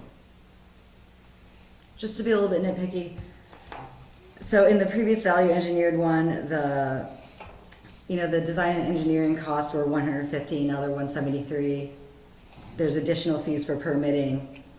I'm curious why those line items increased. Additional fees for the 150 and the updated. Like permitting task 3, $20,000. We didn't have that previously. Exactly, and that's to get the full picture of the project, they probably should have been included in this March 30th one. And so you had the design sort of, okay, here's design, construction, but it didn't give you the full picture of construction administration, permits. Mm-hmm. So this updated estimate is a closer estimate to what you'd see for the entire project cost. And can you speak to why the engineering design increased $23,000? So that's the design build versus traditional sort of design bid build.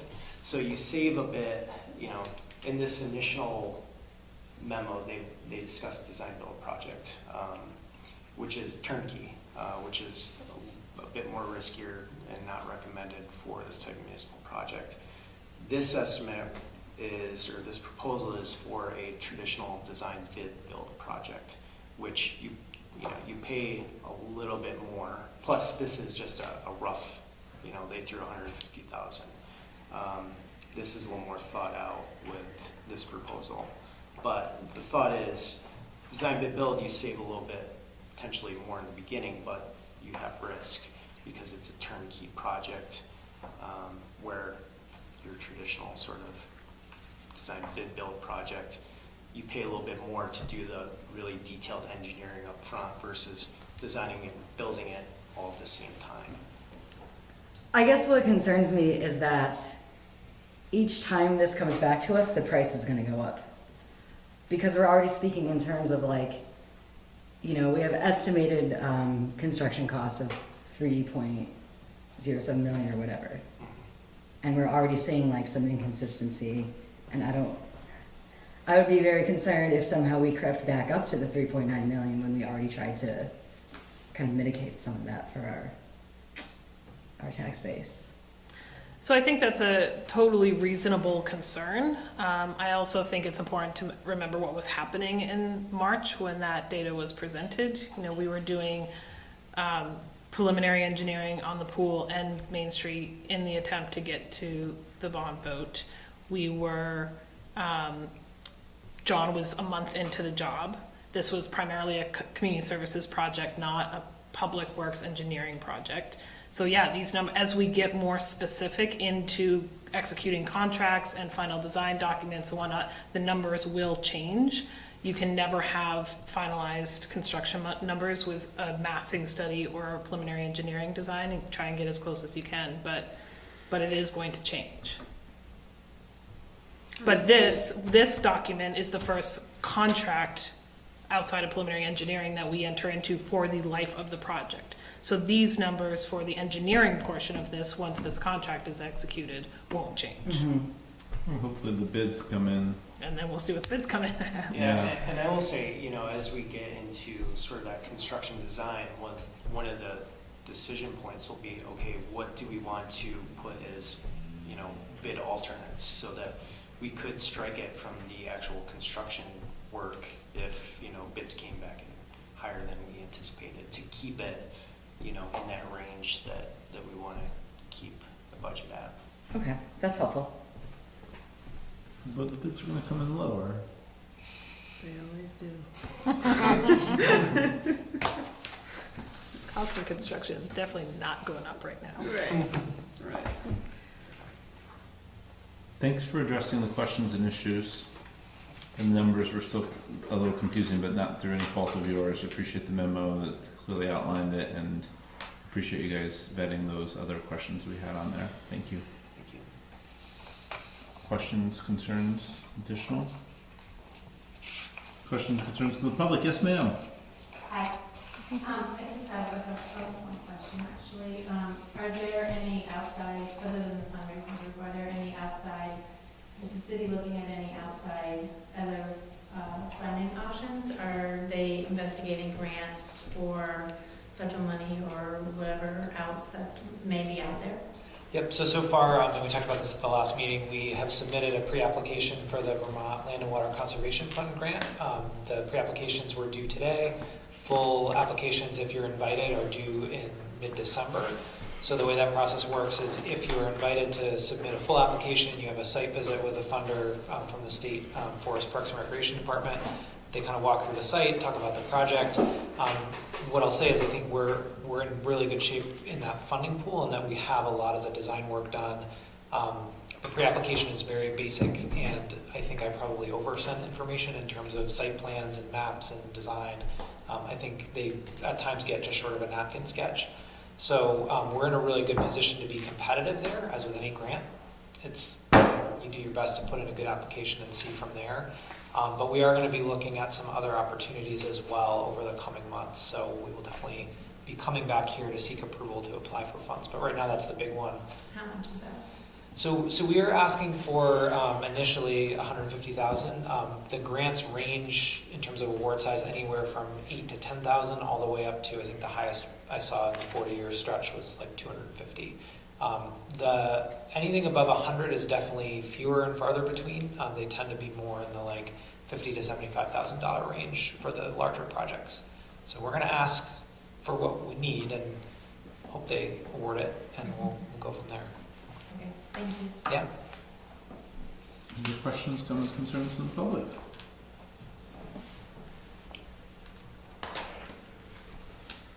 So seeing and hearing none, I entertain a motion for approval of the engineering contract for Myers Memorial Pool. So moved. Motion by Eric, second by Nicole. Any further discussion? Seeing and hearing none, all those in favor, please say aye. Aye. And those opposed, motion carries. Thank you for your work. Thank you. Thank you, guys. Next up is discussion and approval of pre-development agreement with Champlain Housing Trust to consider a homeownership affordable housing project at the front of 32 Mounts Bay Avenue, also known as the Community Center. So just a quick background on this. So we, Champlain Housing Trust is very interested in doing perpetually affordable housing development in Winooski. It's been quite a number of years since they did a new project here. We had originally been talking with them about Lot 7D when the hotel was going to be on Lot 9. Obviously that is changing, but they're still very interested in being here. When the space study was done historically on the city hall property and the police station property, it was conceptualized that we would only, if we moved to the front of the OCC building, we would only need about a third to a half of that space. And so therefore we'd be interested in fully developing out the street front with a community partner. Doing an affordable housing option at that space seems to be very logical to us. And especially the model CHT is looking at, which is an affordable home ownership option, so townhouses or condos, where people are really invested in their property. We think would be a good match. It also, they can do that project, they believe, without low-income tax credits, which we would likely not get in the next funding cycle because 268 got those tax credits this year. So they've identified a grant funding to do the feasibility study that would be needed to move this project forward. So that's an engineering study, a market study, a zoning permitting study, et cetera. For that application, they don't necessarily need site control, but they need to know the site won't be sold out from under them. So what this pre-development agreement says is that we're interested in exploring this, that we commit to not approaching another developer to use the front portion of the OCC for a specific time, and actually that time has changed since this draft. So this draft says June 30th, and it would actually be the end of September 2019. We have no plans to talk to any other developers. And with this pre-development agreement, they can apply for that funding, and that application is due November 5th, hence why it's coming to you tonight. So happy to answer any other questions about that. There's no local dollars in this. Yeah, I think that was the restraint on approaching other people is just, I think we would appreciate the mentioning that should they pursue this and decide in April or March or May that it's not feasible, that they consider releasing us from that requirement and not arbitrarily holding it, and that we should make them aware that we may present that request should we get a determination from them that it's not a feasible project. Just, I mean, you're right. With everything else we have going on, we're unlikely to do that, to be in that place and space. I don't think it requires any kind of adjustment to this. I was just going to mention it as a talking point to them. And I've seen letters like that before where they release communities from that requirement because they're like, we're no longer considering it. Feel free to consider that null and void. I don't think we should build it in the contract. I think they're right to ask for that hold. That makes sense. Other questions, concerns, comments? I just have one point of clarification. It reads like this, so just want to be sure that this doesn't prohibit us from moving forward with any of the discussions we're already having about the actual tenant space. Right, no, It does not. So anything that's currently happening, any of the current tenants in the building or any future tenants in the building or anything having to do with the current building footprint, fair game. This is solely for that undeveloped parcel at the very street front of the lot. Awesome. Good question. Just philosophically, this council hasn't taken on this issue, but we have lots of supporting documentation. If anybody's curious about that space, we had an extensive look at it from a conceptual standpoint as to what the property can hold. There's, we're dealing with financial issues with it right now because the property itself is underutilized in large part. It's a huge piece of land, and back when there were other buildings envisioned on that plot of land. So we pursued potentially moving City Hall there in addition to the housing, etc. So we've got stuff if, from a contextual standpoint, anybody who needs or wants that. I You'll learn more. was really excited to hear about this actually. Affordable home ownership is really important to me. I have many times walked by that property and thought that there was a bunch of space up there that we could use.